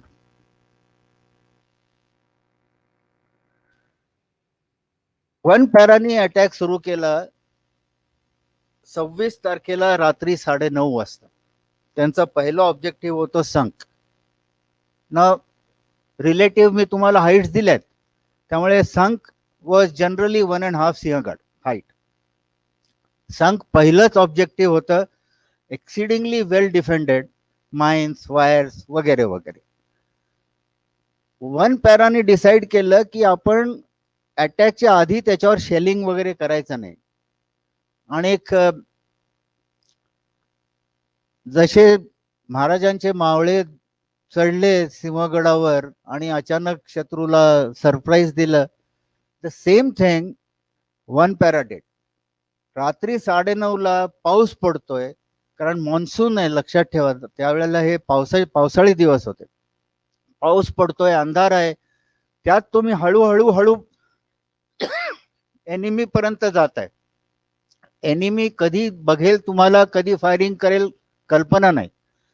But 1 para manage to crawl close to the enemy throughout the night, आणि सकाळी 3:45 वाजता ते सांग जे Pakistani post होती त्याच्या डोक्यावर आले. तेव्हा त्यांना कळलं की आपल्यावर काहीतरी अटॅक होतोय. And within half an hour of a brief fire fight Pakistani संख सोडून पळून गेले.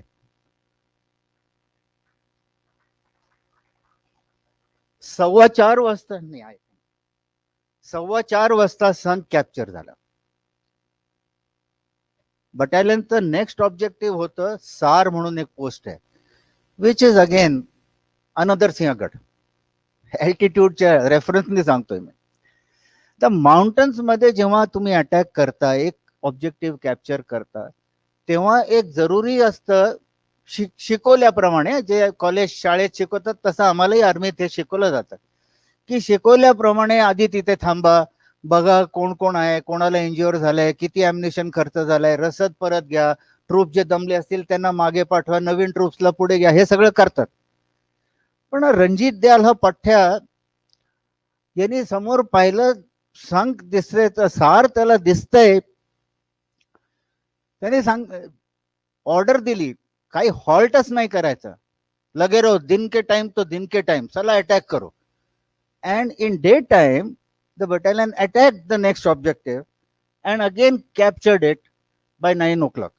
Within 4 hours 2 सिंहगड घेतले. तिथे तो थांबला नाही. आता मी तो म्हणतोय, he retired as lieutenant general and thereafter he was governor, a very big person. I was fortunate to know him personally and interact with him. मी पुढे सांगेन ते काय म्हणले ते. थांबले नाही तिथे. आतापर्यंत 22 तास युनिट लढतंय आणि चढतंय पावसात. He decided no halt, no reorganisation, march on. आणि त्या दिवशी 6 वाजेपर्यंत लेडीवाली गली हे जे त्यांचं दुसऱ्या दिवशी रात्री आणि तिसऱ्या दिवशी सकाळी कॅप्चर करायचं ऑब्जेक्टिव्ह होतं, ते एकाच दिवसात त्यांनी कॅप्चर केलं. सो that was Ranjit Dayal and that was one para. आता इथे सुद्धा हा पठ्य काही थांबायला तयार नव्हता, कारण दुसरीकडनं जे युनिट येणार होतं ते अजून प्रोग्रेस करत नव्हते बॅटल जितकं स्पीडीली पाहिजे होतं, आणि हा तर हाजीपीरच्या तोंडावर जाऊन बसला होता. तर रणजित दयालनी तेव्हा त्यांच्या बॉसना फोन केला असेल, रेडिओ सेटवर बोलले की मला हाजीपीरला जाऊ द्या,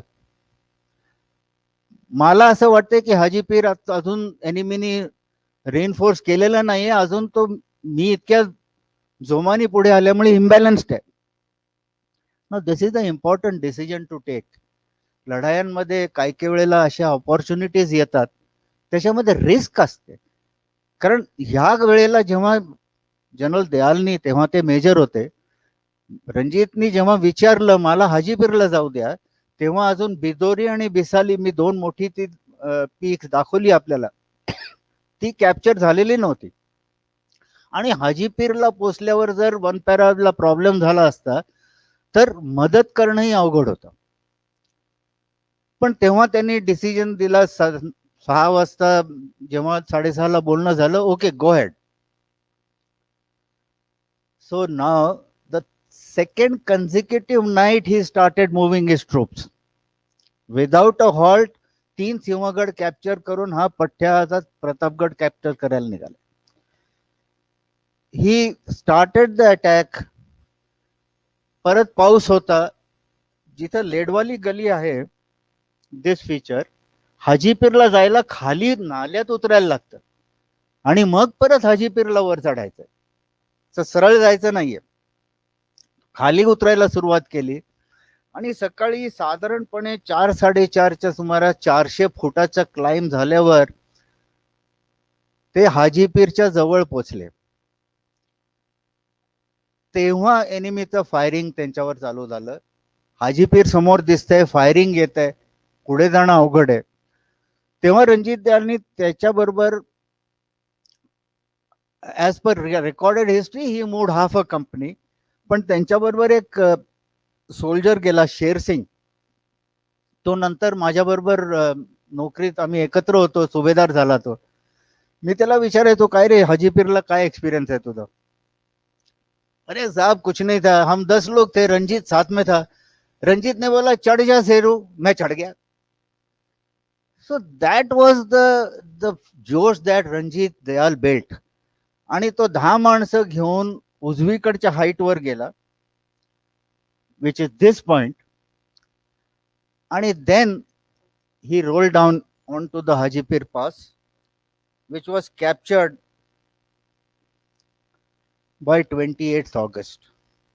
1.5 दिवसामध्ये जे 4-5 दिवसात करायचं होतं ते या बटालियननी नमूद केलं.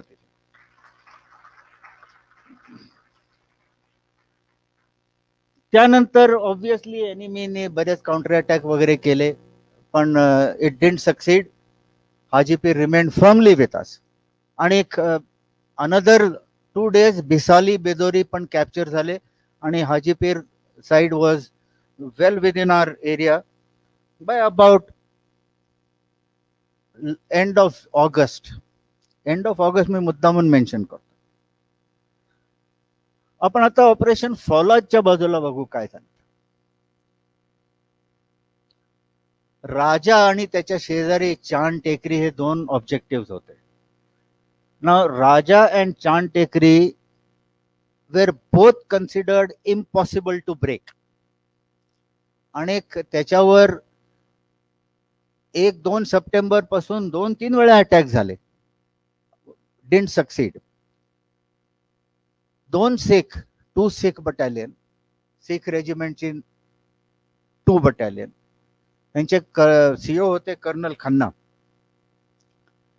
त्यांनी म्हटलं की आज मला परत परमिशन द्या, मी चला राजा घेणारच.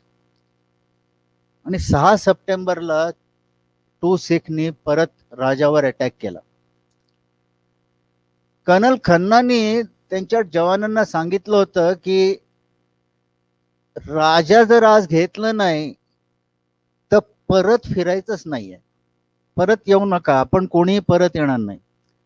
And two Sikh launched a ferocious attack on Raja. Colonel Khanna स्वतः काठी घेऊन त्यांच्याबरोबर चालत होते. काठी ह्याच्यासाठी नाही की कोणी थांबलं तर त्याला मारायला, थांबणारे ते नव्हतेच सिख, फक्त पाऊस होता, निसरड होतं म्हणून धरायसाठी काठी. ते जवानांना एक्झॉर्ट करत होते आणि त्यांना 2 वेळेला गोळ्या लागल्या. त्यांनी काय तो अटॅक थांबवला नाही. अँड फायनली 7 सप्टेंबरला सकाळी राजा was in Indian hands, but we lost Colonel Khanna to enemy fire. या बटालियनचे त्या एका अटॅक मध्ये, लेडीज अँड जेंटलमॅन, 40 जवान धारातीर्थी पडले, 40, आणि 104 इंज्युअर झाले. एका बटालियन मध्ये एवढ्या कॅज्युअलिटी जेव्हा होतात तेव्हा तुम्ही लक्षात घ्या, साधारण बटालियनची स्ट्रेंथ मी आपल्याला सांगितली 700च्या आसपास, त्यातले 300-400 लोक खरे लढणारे असतात, बाकी कोणी ड्रायव्हर असतो, कोणी काय असतं जे बाकी काम करणारे असतात. 400 मधले जर तुमचे 150 जवान इंज्युअर किंवा मेले तर तुम्ही केवढी मोठी प्राइस दिलीत हे कल्पनाच करता येत नाही. Anyway, linkup was established and Hajipir bulge was fully into our hands. Operation Gibraltar मध्ये बाकी जे काय असतील अवॉर्ड्स, पण 2 नाव घेण्यासारखे म्हणजे जनरल दयाल आणि कर्नल खन्ना, दोघेही सीओ होते तेव्हा. कर्नल खन्नांना मरणोपरांत महावीर चक्र मिळालं आणि रणजित दयाला महावीर चक्र मिळालं ह्या 2 ऑपरेशनसाठी. माउंटन वॉरफेअरच्या इतिहासामध्ये एका दिवसात एवढं अंतर आणि एवढे ऑब्जेक्टिव्ह करणार अजून उदाहरण नाही. हे एकमेव उदाहरण आहे जे इंडियन आर्मीने केलं. 1 सप्टेंबरला, परत मी जरा मागे जातो, 1 सप्टेंबरला मी सांगितलं आपल्याला की Hajipir was in our hands. अजून काउंटर अटॅक चालू होते पण Hajipir was in our hands. आता तो प्लॅन होता, जिब्राल्टर झालं की सगळं ते पाकिस्तान काश्मीर जळून उठेल आणि मग आपण अखनूरकडे अटॅक करायचा. तर या वेळेला जनरल अयूब खान आणि त्याचे जे कोण होते चमचे घाबरले होते की हे काहीतरी निराळच आहे बरं का जे आता समोर दिसतंय आपल्याला ते, कारण हाजीपीर तर गेलेलंच होतं हातात. तर तेव्हा बॅटल ऑफ अखनूर चालू करायचं का नाही, तिसरा जो प्लॅन होता तो त्यांचा विचार झाला. तेव्हा जनरल अयूबनी एक इश्यू डायरेक्टिव्ह दिला आपल्या आर्म फोर्सेसना. इंटरेस्टिंग आहे डायरेक्टिव्ह, बघा. पण ज्या माणसाने युद्ध चालू केलं तो आता म्हणतोय की defreeze Kashmir, take such action as is necessary to weaken India's resolve आणि bring her to talking table without provoking a general war. He was obviously scared with just what happened in Gibraltar and Hajipir. Nonetheless, त्या काळी असं वाचनात येतं की भुत्तो होते, त्यांनी त्याला काहीतरी कन्व्हिन्स केलं की नाही अखनूर तर आपल्याला मिळणारच आहे. And therefore they launched an operation towards Akhnoor. हे ऑपरेशन 5 वाजता चालू झालं, 5 सकाळी चालू झालं 1 तारखेला, 1 सप्टेंबरला. याच्यामध्ये आपली डिफेन्सेस वीक होते, जे छमच्या एरियामध्ये डिफेन्सेस होते वीक होते. 3-4 बटालियन्स होते आणि AMX टँक्स होते. काही कमेंट्रेटर्स म्हणतात की पाकिस्तानी पॅटर्नच्या समोर आपले AMX टँक म्हणजे मॅचबॉक्स असल्यासारखे होते, आणि ते खरंही आहे. आणि त्यामुळे सुरुवातीला पाकिस्तानचा ऍडव्हान्स चांगला झाला. त्यांनी छंब कॅप्चर केलं, त्यांनी छंब एरिया कॅप्चर केला, मुनावर तवी क्रॉस केली आणि ते अखनूरच्या दिशेने जायला लागले.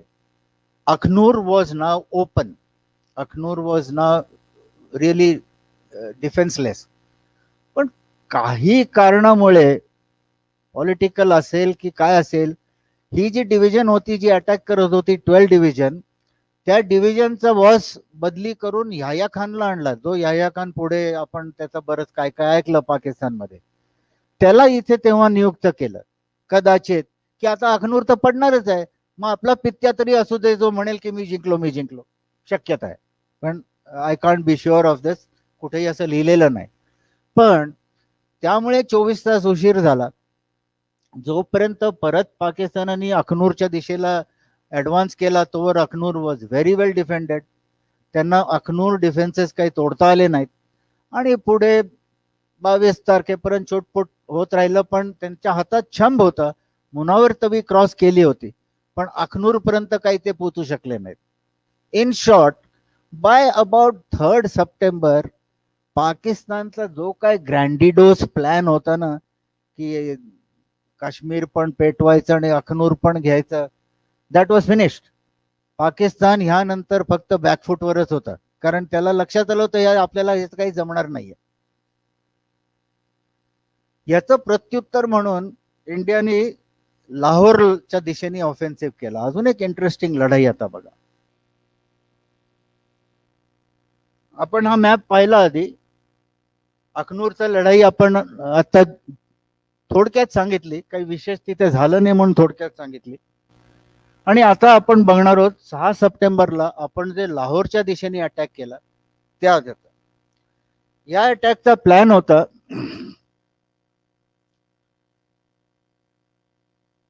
आपण इतिहासात नावं ऐकलेली आहेत म्हणून मॅप दाखवतो. प्लॅन होता, हे निळी जी लाईन आहे that is Ichhogil canal. Ichhogil canal cross करायचा आणि लाहोरकडे कूच करायची, किंवा कमीत कमी लाहोरला सर्कल करायचं, लाहोरला थ्रेटन करायचं. हा ह्या ऑफेन्सिव्हचा प्लॅन होता, ज्याच्यामध्ये एक डिव्हिजन उत्तरेकडनं जाणार, जी डोगराईच्या एरियामध्ये इछोगिल कॅनल क्रॉस करणार. दुसरी डिव्हिजन बर्कीच्या भागामध्ये जाऊन इछोगिल क्रॉस करणार. आणि तिसरी डिव्हिजन खेमकरणच्या भागात जाऊन कसूरच्या दिशेने जाणार. हे तिन्ही रेलेव्हंट आहेत म्हणून सांगतो.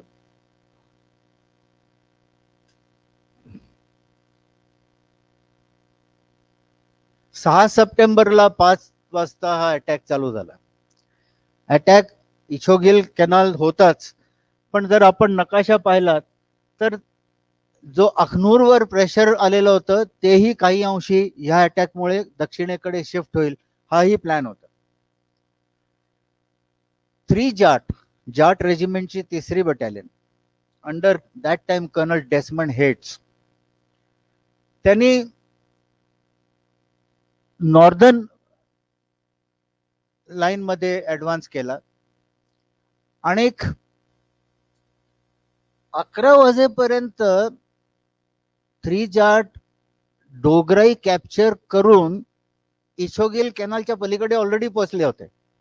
त्यांचं ऑब्जेक्टिव्ह नव्हतं डोगराई, हा त्यांचं ऑब्जेक्टिव्ह नव्हतं. त्यांना डोगराईपर्यंत कॅप्चर करायचं होतं. दुसरं बटालियन येऊन डोगराई कॅप्चर करणार होतं.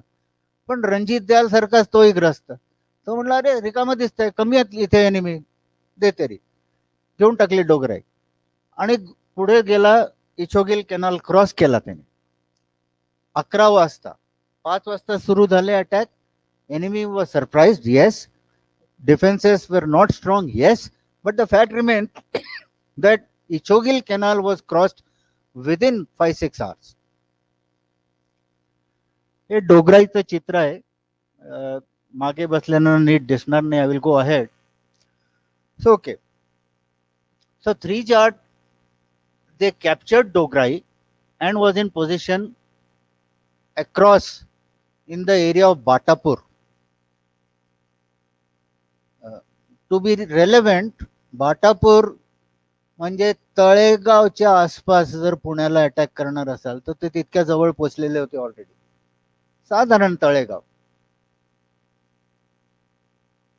आता युद्धात काय होतं आणि कशासाठी होतं हे नंतर आपण जेव्हा वाचतो इतिहास तेव्हा आपल्याला क्रिटिसाइज करणं सोपं असतं की अहो असं करायला पाहिजे होतं. पण त्या काळी काय परिस्थिती होती आणि का ते डिसिजन घेतले हे सांगता येत नाही. उत्तरेकडे आपण पाहिलं, रणजित दयालला त्याच्या कमांडरने सांगितलं जा हाजीपीर हे बघू आपण काय करतोय. पण या इथे फॉर सम रिझन इथल्या कमांडरनी डेस्मंड हेडला सांगितलं तू परत ये. तो म्हणला हो मी इशोगेलच्या पलीकडे आहे, परत कसं? नाही तू परत ये. And so unfortunately next day 3 Jat withdrew back from Ichogel Canal, withdrew back from Dograi village, and they came well into the area of from where they started. युद्धातल्या काही घटनांचं काही उत्तर नसतं, त्याच अशीच एक घटना म्हणता येईल. मी का हे डिसिजन घेतलं ह्याचं क्रिटिक करत नाहीये. त्यावेळी जी परिस्थिती होती, त्यावेळी जी माणसं होती, त्यांनी उचितच निर्णय घेतला हे मी मानतो. पण ते परत आले, लढाई होत राहिली. पुढे 15 दिवसानंतर तिथल्या लोकांना जाग आली की अरे इशोगेल कॅनल तर राहायलाच घ्यायचं. त्यांनी परत कर्नल हेडला बोलवलं की आता डोगराई घे आणि इशोगेलच्या पलीकडे जा. नंतर ब्रिगेडियर हेड मला भेटले होते. मी मिझोराम मध्ये असताना 3 Jat तिथे होती, तो ते काही कारणासाठी आले होते जनरल गप्पांमध्ये. मी त्यांना म्हटलं सर तुम्हाला परत डोगराई घ्यायला सांगितल्यावर काय वाटलं? चष्म्या माझ्यासारखा घातलेला सडपात तळ माझ्यासारखा नाही, मी जाडे आहे. तो म्हणलं son you do what you are told. That was all his comment to us. And 15 days after the first success 3 Jat मी परत डोगराईवर अटॅक केला. या 15 दिवसामध्ये Dograi was built house to house. प्रत्येक घरात बंकर, प्रत्येक घरात फोर्टिफिकेशन, प्रत्येक 2 घरांमध्ये LMG अशा टाईपचे त्यांनी रिइन्फोर्समेंट केली होती. डेस्मंड हेडनी परत अटॅक चालू केला 22 सप्टेंबरला, सीज फायरच्या आदल्या दिवशी. 22 सप्टेंबरला पहाटे 1:30 वाजता अटॅक चालू केला. त्यांनी त्यांच्या जवानांना कर्नल खन्नासारखं नाही सांगितलं, त्यांनी त्यांच्या जवानांना सांगितलं की मी जरी जिवंत नाही राहिलो तरी तुम्ही माझी शेवटची क्रिया डोगराईमध्ये करणार. So that was his confidence की साला मैं मर गया तो कोई बात नहीं, but you will ensure that my last rites are in Dograi. That means you damn well capture Dograi. That is what he said. And the attack started. डोगराईचं युद्ध इंडिपेंडंट भारताच्या ज्या 2-3 अतिशय घमासान लढाया झाल्यात, एक चुशूलची आहे, एक आधीच मी राजाची सांगितली, त्यातलीच ही एक डोगराईची लढाई आहे. या लढाईमध्ये आपले 28 जवान धारातीर्थी पडले. 58 आणि 157 jawans were injured. 157, which is a very severe action. पाकिस्तानचे 247 शव डोगराईतनं बाहेर काढले. Now Dograi was captured, Ichogel was breached. By the in the meanwhile, on the south, Barki action went in. 11 तारखेपर्यंत बर्की आणि इचोगेल कॅनल कॅप्चर झाला. पण डोगराईचा तिथला इचोगेल कॅनल आपल्या हातात नसल्यामुळे पुढे त्यांना त्याचा फायदा घेता आला नाही. 22 तारखेला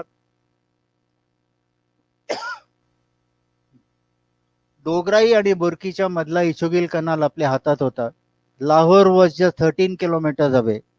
किलोमीटर स्टोन 13 लाहोरचा अजूनही बटालियनच्या क्वार्टर गार्ड मध्ये लावलेला असतो.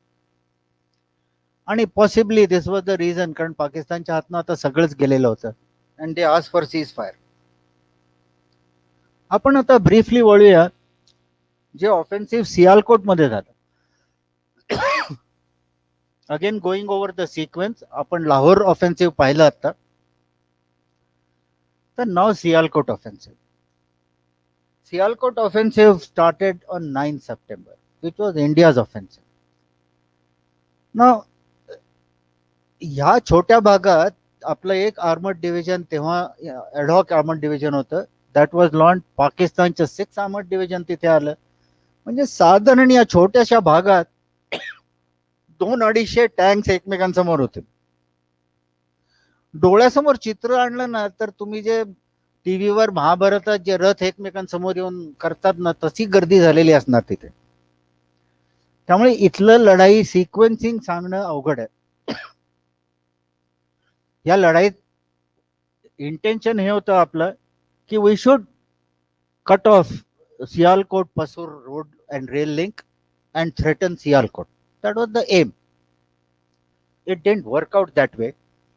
आपण एकाच फक्त ऍक्शन बद्दल बोलूया. Poona horse. Colonel Tarapur was commanding officer. Pune Horse started their advance and came into the area of Jasoran initially. Names are not important.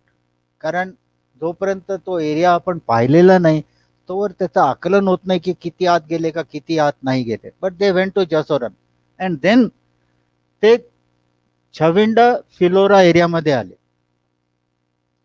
3 दिवस Pune Horse and other regiments were fighting Pakistani armor at close ranges.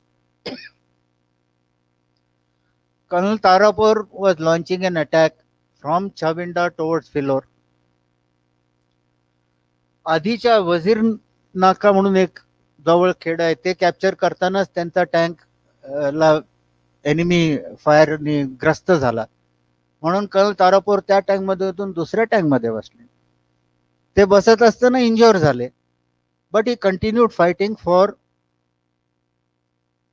2 more days. 2 more days despite being injured, this colonel was fighting till finally he could not survive anymore and he laid down his life. Pune Horse च्या history मध्ये म्हणतात की त्या लढाईमध्ये पाकिस्तानचे 60 tank त्यांनी destroy केले. त्यांचे 10 tank destroy झाले. मजेची किंवा इंटरेस्टिंग स्टोरी आहे की जेव्हा कर्नल तारापूरचा पार्थिव रणांगणावरनं उचलून घेऊन जात होते तेव्हा पाकिस्तान आर्मीच्या टँक्सनी पण फायरिंग बंद केलं. एखाद्या योद्ध्याला रिस्पेक्ट द्यायची त्यांची त्याच वेळेला ती ऐपत दिसली, नंतर काही तशी दिसली नाही. पण कर्नल तारापूरला त्यांनी दिली ती मानवंदना. कर्नल तारापूरला आपल्याला माहिती आहेत, पुण्याचे आहेत, त्यांना Paramvir Chakra. Now I come to the last battle of Asal Uttar. आपण हा मॅप आधी पाहिला. 4 days was to go towards Kasur from Asal Uttar Khemkaran. त्यांनी ऍडव्हान्स चालू केला पण पाकिस्तान आर्मी त्यांना तिथे स्ट्रॉंग रिस्पॉन्स होता, कारण पाकिस्तान आर्मीचा ऑफेन्सिव्ह पण ते तिकडे तयार होत होतं. सो त्यांचा ऍडव्हान्स होऊ शकला नाही. आणि 5-6 तारखेपर्यंत पाकिस्तानांनी आपल्या ट्रुप्सना खेमकरण कडनं मागे ढकललं होतं. सो खेमकरण इज हिअर. तिथनं त्यांनी त्यांना मागे ढकललं. 4 days जीओसी होते. त्यांनी गुरबख्श सिंग त्यांनी असल उत्तर गावाच्या भोवती डिफेन्सेस घ्यायचं डिसाईड केलं आणि त्यांनी विड्रॉ करून असल उत्तरच्या गावाच्या तिथे डिफेन्सेस केले. अँड पाकिस्तान वॉज इन्व्हायटेड इन. अफजल खानाला प्रतापगडला कसं नेलं ना तसं नेलं बघा त्यांनी आता पुढे. असल उत्तर मध्ये त्यांनी स्ट्रॉंग डिफेन्सेस केले. पाकिस्तान कमेन्स अटॅक 8 सप्टेंबरला. तो भाग कम्प्लिटली शुगर केननी भरलेला होता. तेव्हा अजून कापणी झालेली नव्हती, कापणीचे दिवस आलेले होते. त्यामुळे एनिमी टँक्सना जवळ येऊ दिलं आपल्या जवानांनी आणि एक एक करून टिपलं. पहिल्या दिवशीच्या लढाईत अब्दुल हमीदनी 4 टँक बर्बाद केले. पुढे जनरल झाले त्याकाळी कर्नल वैद्य तिथे त्यांच्या शेरमन टँक मध्ये होते. शेरमन टँक आणि पाकिस्तानी पॅटर्न टँक ह्याच्यामध्ये अयूब खान आणि लाल बहादूर शास्त्री यांच्यामध्ये जितकं अंतर आहे ना तसंच अंतर होतं. पण जनरल वैद्यांची पण रेजिमेंट काही हटली नाही. And he also inflicted 10-12 Pakistani patterns were destroyed. Pakistan tanks lost their battle with infantry, for God's sake. Infantry मुळे ते मागे गेले. दुसऱ्या दिवशी परत त्यांनी अटॅक चालू केला. पुढचे जे डिफेन्सेस होते ते पडले म्हणजे मागे नाही गेले. त्यांच्यावरनं टँक्स गेले. त्यांच्यावरनं टँक्स गेल्यावर परत ही मंडळी आपल्या पिल बॉक्सेस मध्ये येऊन लढायला तयार होती. So first wave GR battalion वर झाला, विच वॉज व्हेरी सिव्हिअर. त्यामुळे त्यांच्या थ्रू काही अंशी फोर डीवच्या असल उत्तर पर्यंत ते आत घुसले. फोर ग्रेनेडियर्सच्या पण बाजूला असंच झालं. परत अब्दुल हमीद मध्ये उभाच होता. त्यांनी परत 4 टँक्स मारले पठ्ठ्याने. And then he died and he got a Paramvir Chakra for that. सो असल उत्तर मध्ये 4 इन्फंट्री डेवला टँक्स काही हलवू शकले नाहीत त्यांना. नंतर जावळीत घुसले तसे त्यांनी घुसायचा प्रयत्न केला शुगर केन फील्ड मध्ये, की आपण असल उत्तर कशाला त्याच्या मागेच जाऊया. त्याच्या मागे जाऊ तर त्याची व्यूहरचना आधीच तयार झालेली होती. दिस इज असल उत्तर. आणि शुगर केन फील्डच्या मध्ये सगळीकडे लपलेले आपले टँक्स होते आणि ओव्हर कॉन्फिडंट पाकिस्तान आर्मर घुसलं त्या व्यूहरचनेत. आणि आजच्या दिवसात सांगायचं म्हणजे व्हिडिओ गेम खेळतात तसे शोधून शोधून मारले त्यांना. 97 tanks where killed of Pakistan, mostly pattern tanks. त्यांचं खेमकरांच्या जवळ एक गाव आहे, तिथे पॅटर्न नगर म्हणून अशा लाईनीने सगळे लावलेले टँक तिथे. This was the last battle that was fought. And then till cease fire 22 तारखेपर्यंत होत राहिलं. पण असल उत्तर मध्ये अँड राईटली नेम पाकिस्तान आर्मीचा सगळा प्राईड तिथे संपलेला होता. 1971 ची सुरुवात तिथेच झाली, कारण त्यांच्या आर्मीचा प्राईड असल उत्तरनी पूर्णपणे संपला. सीज फायरच्या वेळेला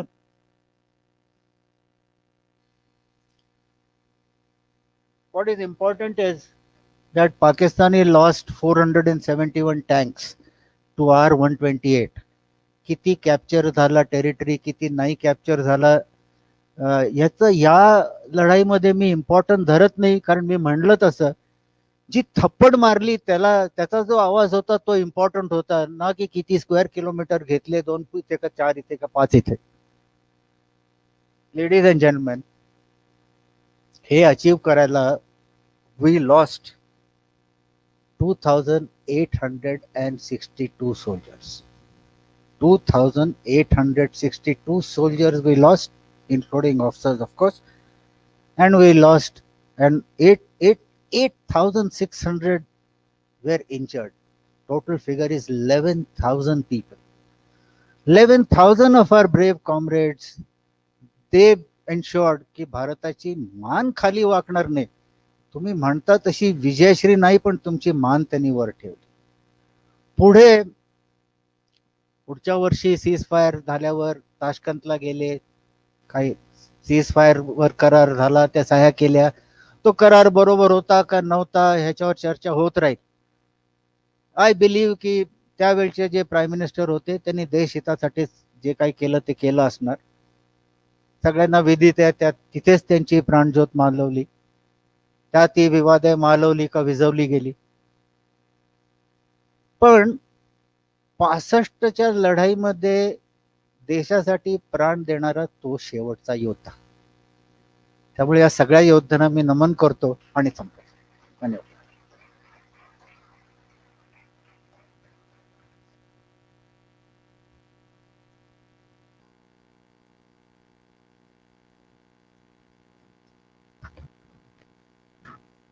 Thank you, sir, for that presentation. The general spoke in Marathi. The program started in English. To add some linguistic flavor, I will quote from a famous Hindi poem, Pushp Ki Abhilasha, by Makhanlal Chaturvedi. I quote, चाह नहीं मैं सुरबा लाके गहनों में गूंथा जाऊं, चाह नहीं प्रेमी माला में बिंद प्यारी को ललचाऊं, चाह नहीं सम्राटों के शव पर हे हरि डाला जाऊं, चाह नहीं देवों के सिर पर चढ़ूं भाग्य पर इठलाऊं, मुझे तोड़ लेना वनमाली, उस पथ पर देना तुम फेंक, मातृभूमि पर शीश चढ़ाने जिस पथ जाए वीर अनेक. This short but inspiring poem, familiar to almost all Indian school children, stresses the importance of honoring the soldier. A nation that neglects its soldier can rarely live in peace. I turn now to the next eminent speaker of the day, Air Marshal P.S. Pingre. I request you, sir, to take your place at the podium.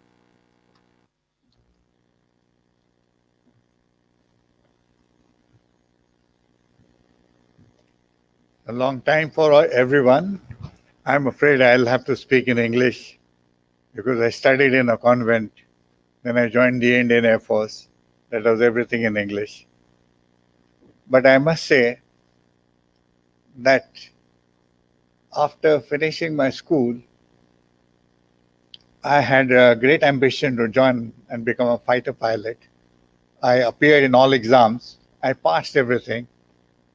But my call for joining the National Defense Academy at Khadakwasla never came. I was very disappointed. And I started looking for another career. I said, I'll become an electronic engineer. And I was staying in Erendowne. So, and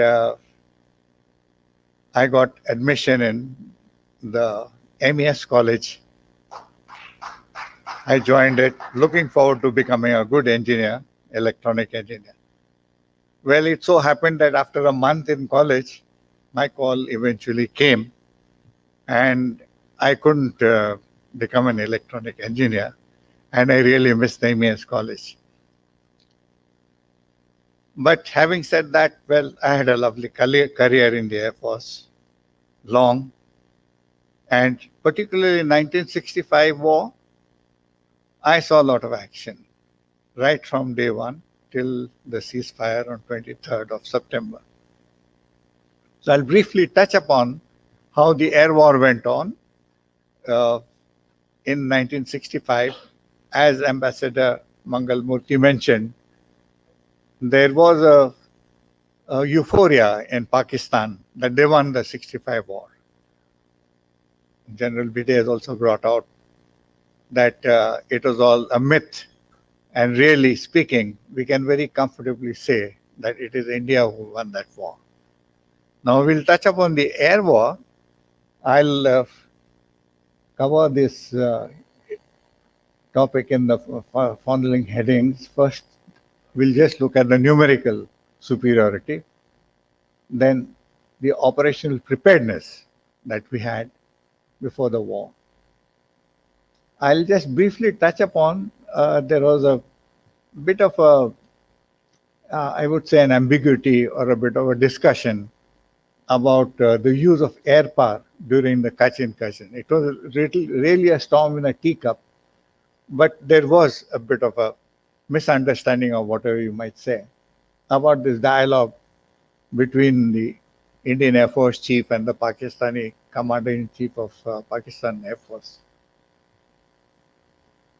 Then I'll briefly cover the first week of the war and the remaining part of the war. Now, as far as the numerical superiority of Indian Air Force is concerned, as compared to Pakistan, we had a good numerical superiority. Totally, we are more than twice the size. But we had to distribute the forces towards the West Pakistan as well as towards East Pakistan, and we also had to look towards China. So we had large forces deployed in the East, where our superiority was very high. Pakistan had deployed very few number of aircraft, only 16 there.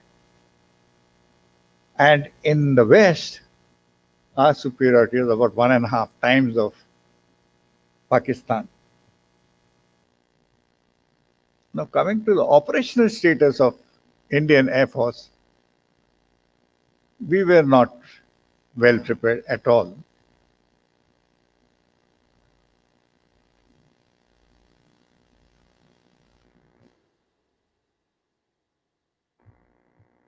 First of all, we had vampires, which we had inducted in 1948.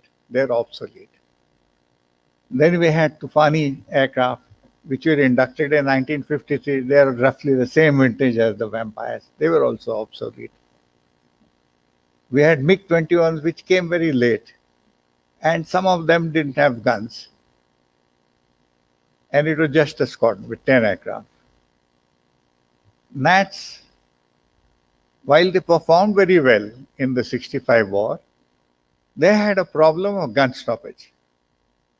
I mean, it is now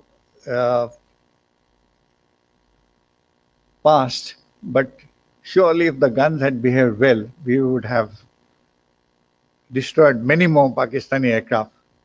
It was a fabulous aircraft which performed very well even with these gun stoppages in 1965 war.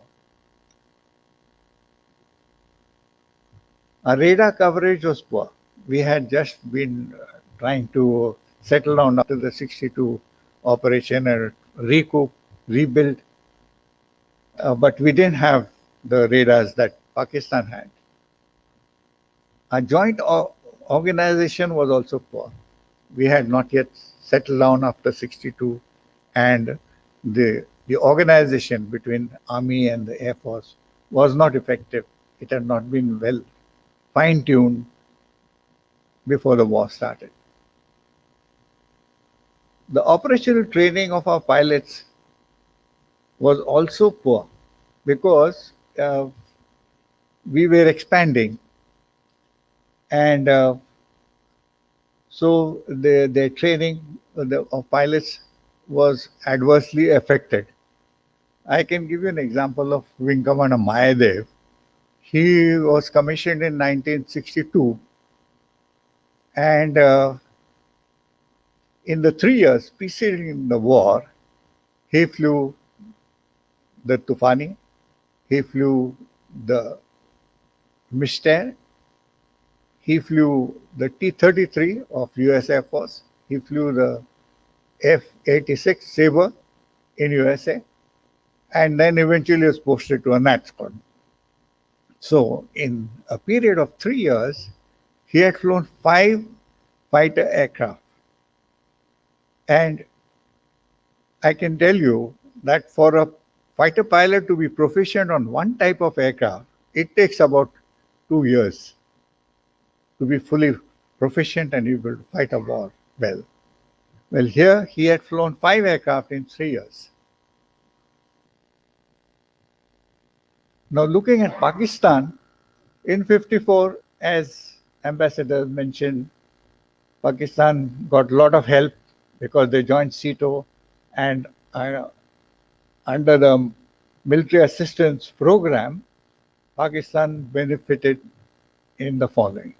First of all, they got 120 Sabres, F-86s, which is supplied to them in 1956, and 24 of them were able to fire sidewinder missiles. Then they had F-104 supersonic fighters, which they got about 4 years before the war. Bulk of the fighter pilots since middle of 1950 flew only Sabres. So most of them were for 3 to 5 years, they were flying the one aircraft. They were absolutely, it was like they were, as you call, they were kingpins on those aircraft. They could fly them well.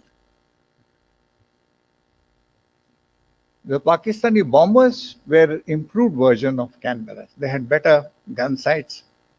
They had better ejection seats.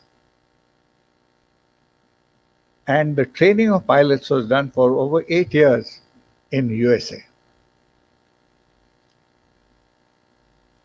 Their op preparedness started in April of 65. I'll give you my example. The war started in earnest on the 1st of September. What was I doing in August 65 and July 65? From 10th July 65 to 27th August 65, I was on annual leave. We did not know that the war is going to start.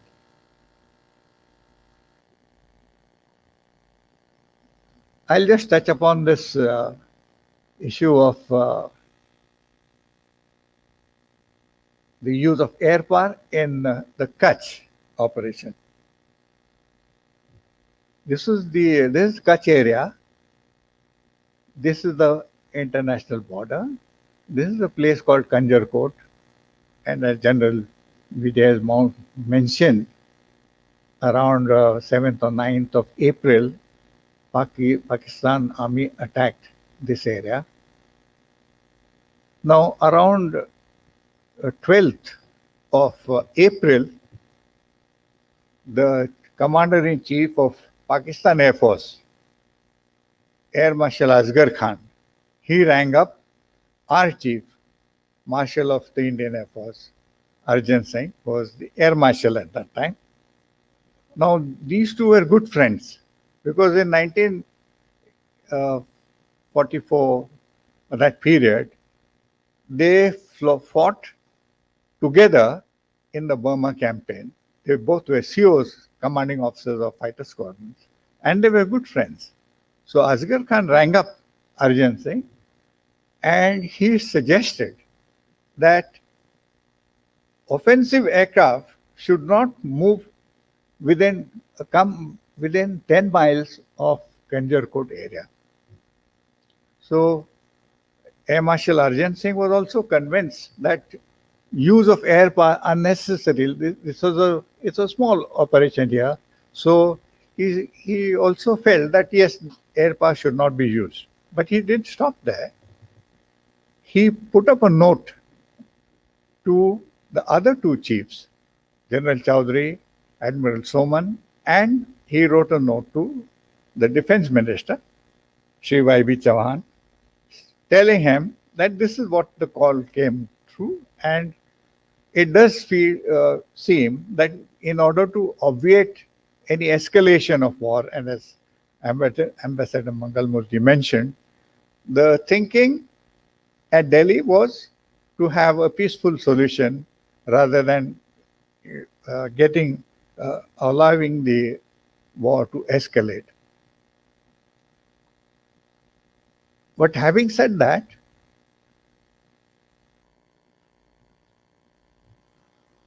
on 17th of April,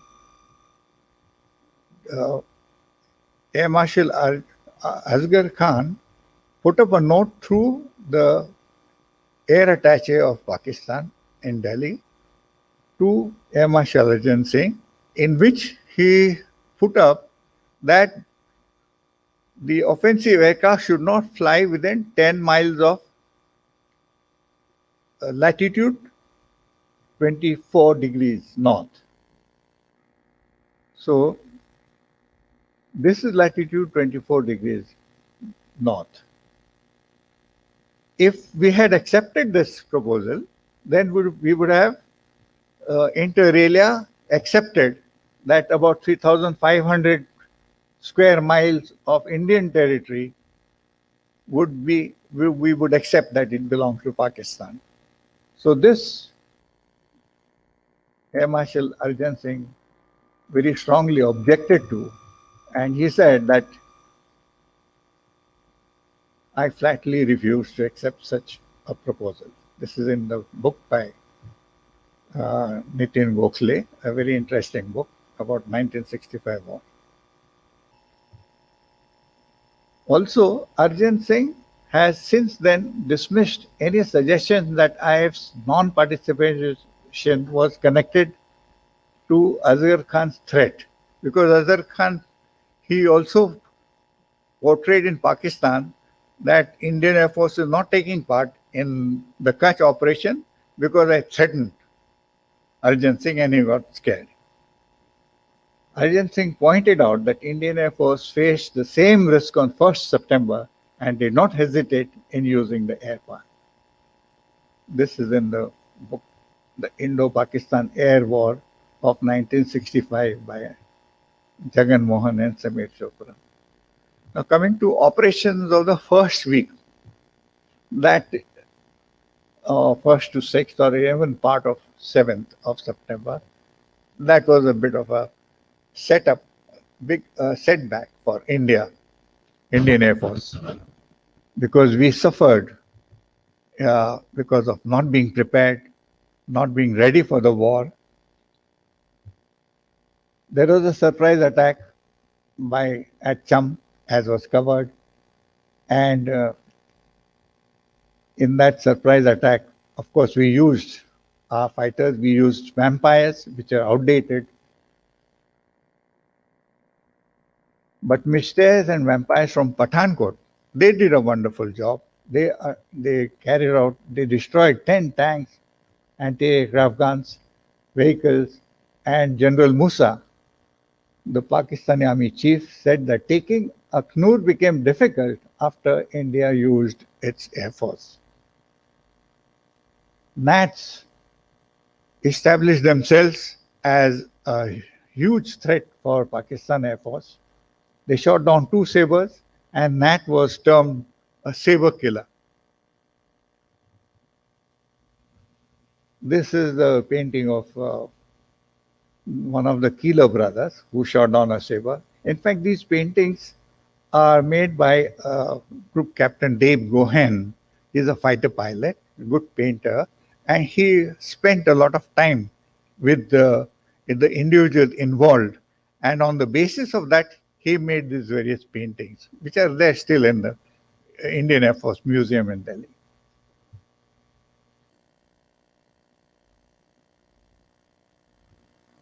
Now, there's a delay in providing air support against the Pakistani thrust on 1st of September. It came only around 5 o'clock, 4 o'clock in the evening. The delay was, the demand was put. Those sorties were flown in support of 11 Corps offensive on the 6th morning. No preemptive counter-air was carried out against Pakistan bases on the 6th morning. Indian Air Force used obsolete vampires in Cham, and 4 of them got shot down. Pakistan Air Force carried out counter-attacks. We lost 17 aircraft at Pathankot, and on the 7th in Kalaikonda also we lost large number of them. They were just lined up on the tarmac. They were not put in blast pens. We lost also 3 aircraft in the air. The Higher Defense Organization was not effective. Air Chief Marshal P.C. Lal, who was the chief of Indian Air Force during the 71 war, and we all know, and I'm sure that this will be covered in the next talk, how well the coordination took place between the 3 services, and we had a great victory in our hands. Sadly, this was not so during the 65 war. Air Chief Marshal Lal was the Vice Chief of Air Staff.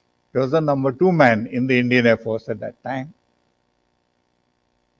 And he gave a talk in 1973 at USI. He had this to say about the Higher Defense Organization. I do not think that the Higher Defense Organization made any significant contribution. I must say that General Chaudhry, there is a problem of personalities also. See, General Chaudhry was 57 years old. He was 1 rank higher. He was a general. Arjun Singh was 3-star general. He was an air marshal. And he was 45 years old. There's a difference of 12 years between them. And General Chaudhry, according to Air Marshal Lal, said that he failed to get the organization working as it should have done. He said he saw the Kutch incident as a prelude to an attack by Pakistan in Jammu and Kashmir, and he therefore began the army's preparation well in advance. He omits to mention that the Air Force and the Navy were kept in the dark about this. As I told you, I myself was on leave in the whole of August and almost the whole of July.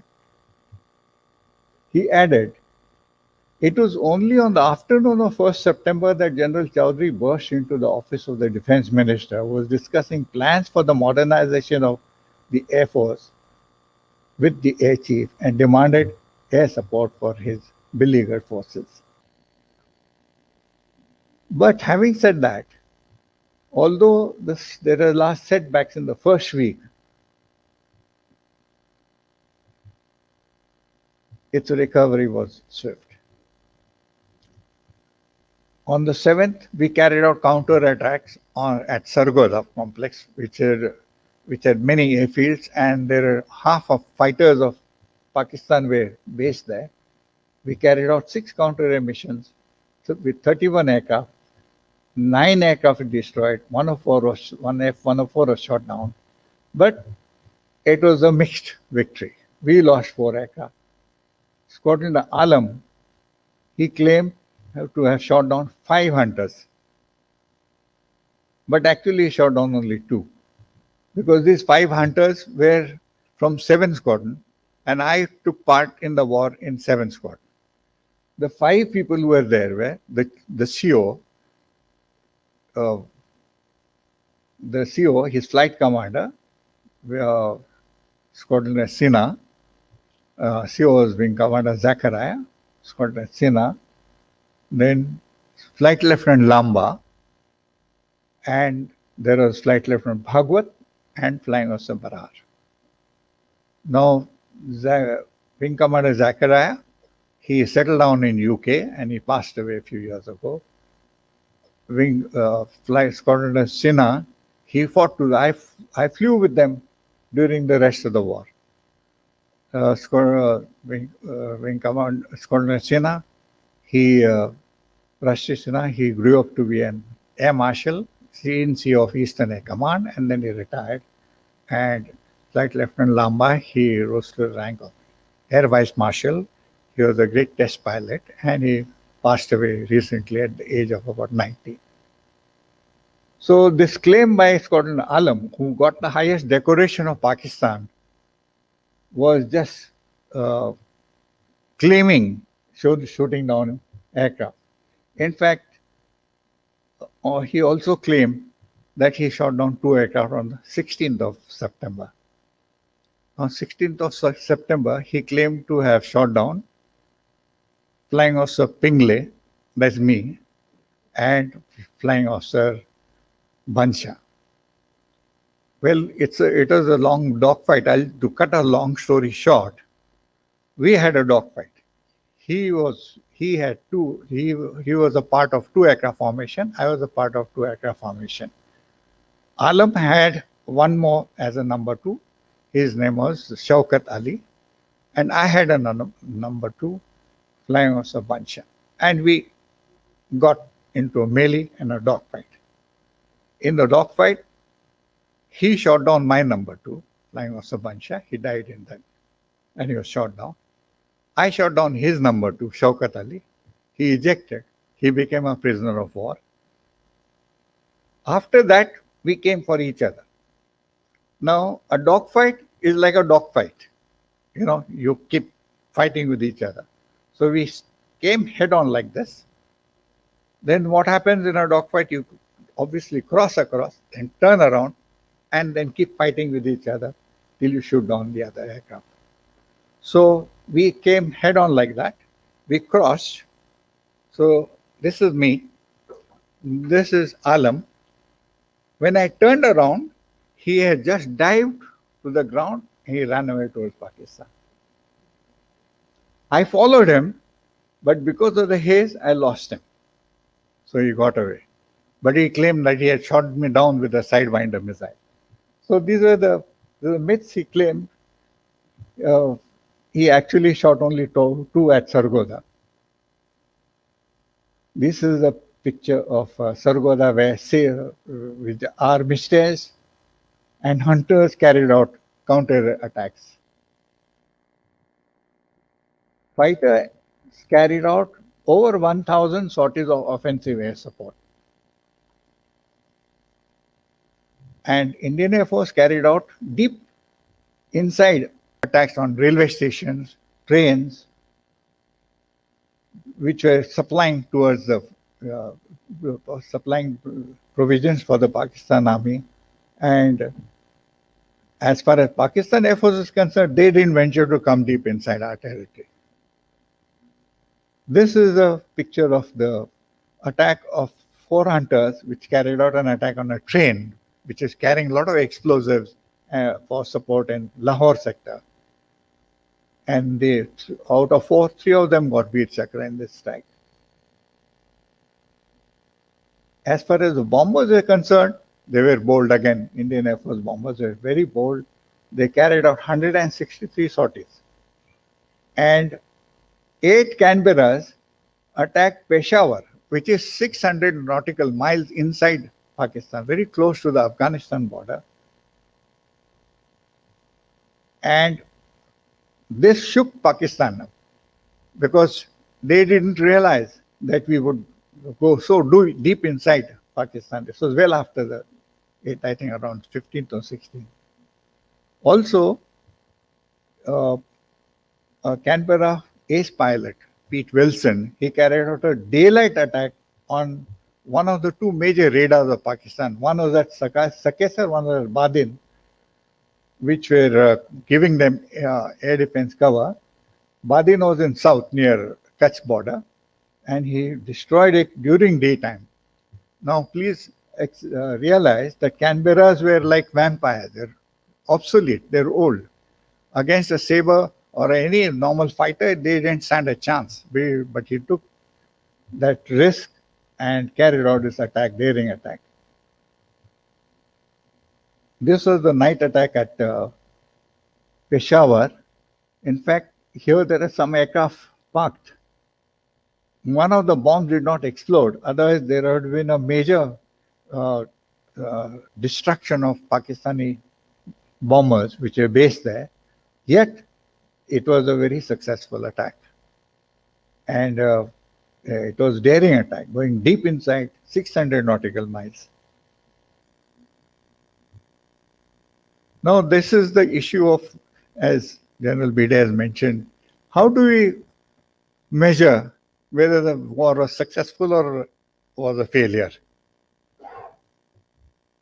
One of the ways to find out, particularly air war, is attrition. And attrition not in terms of how much you have lost, or how much percentage you have lost of the number of holdings that you have, but how many aircraft took part, and out of them, how many did you lose? So, if you take the losses from 1st to 23rd due to air combat and anti-aircraft fire artillery, then as far as the sorties are concerned, we did almost twice the number of sorties. The aircraft lost, Pakistan lost much more. And in terms of attrition rate, Pakistan attrition rate was more than 3 times of Indian Air Force. Coming to losses purely because of dogfights, we flew again twice the number of sorties. We lost 5 aircraft. That is, this period is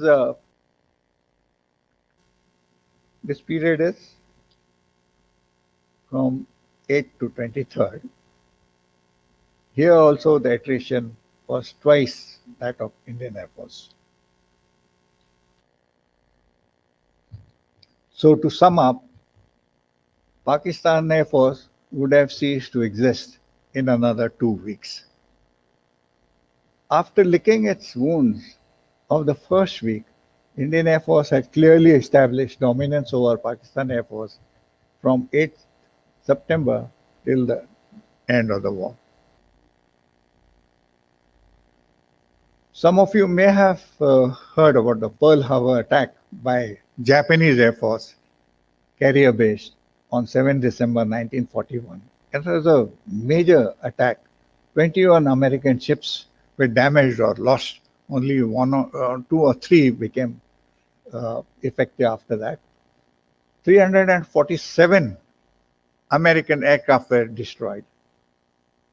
But Admiral Hara Tadaichi, who summed up the Japanese result, said, "We won a great tactical victory at Pearl Harbor, and thereby we lost the war." So in the same vein, one can say that Pakistan Air Force won a great tactical victory in the first week, and thereby it lost the war.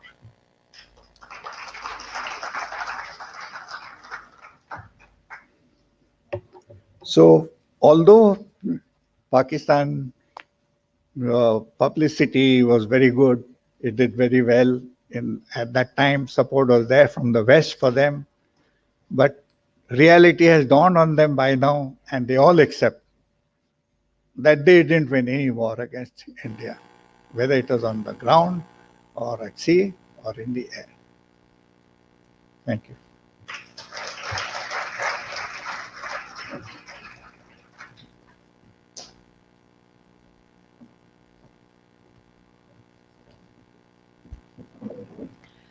We have reached the end of the program, ladies and gentlemen. And I request Mr. Sudhir Gade, Assistant Secretary, Maharashtra Education Society, to give the vote of thanks.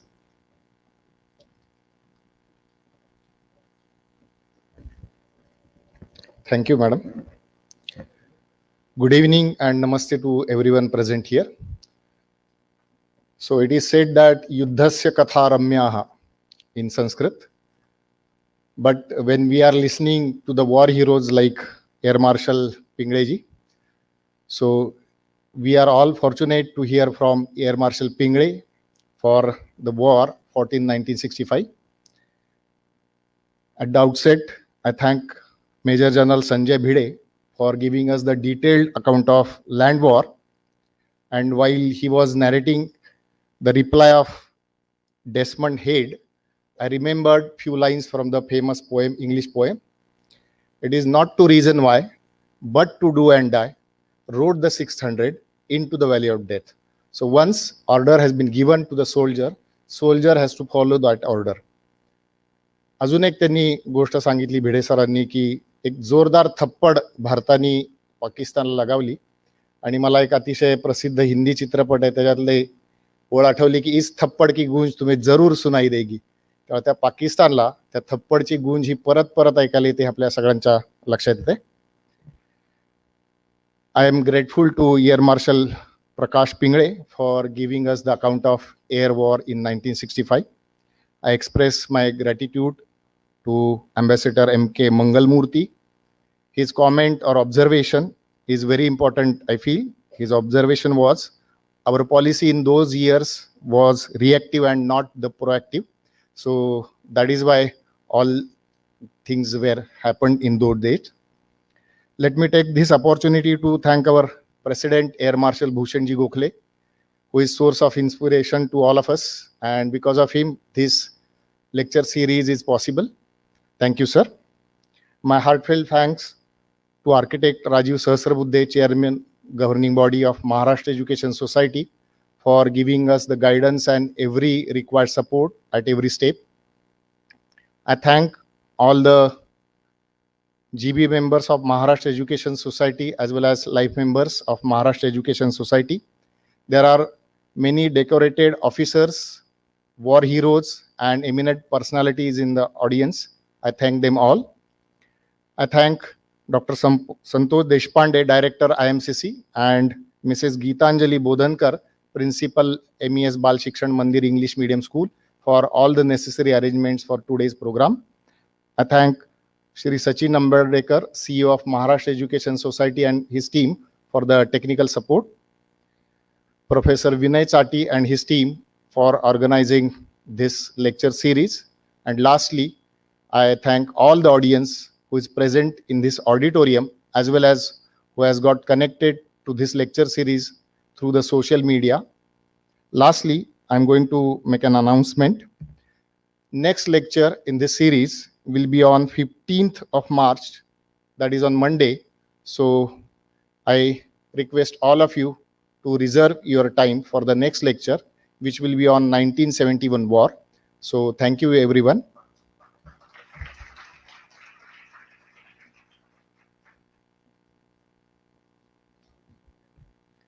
Thank you, Gade sir. We will now all rise for the national anthem.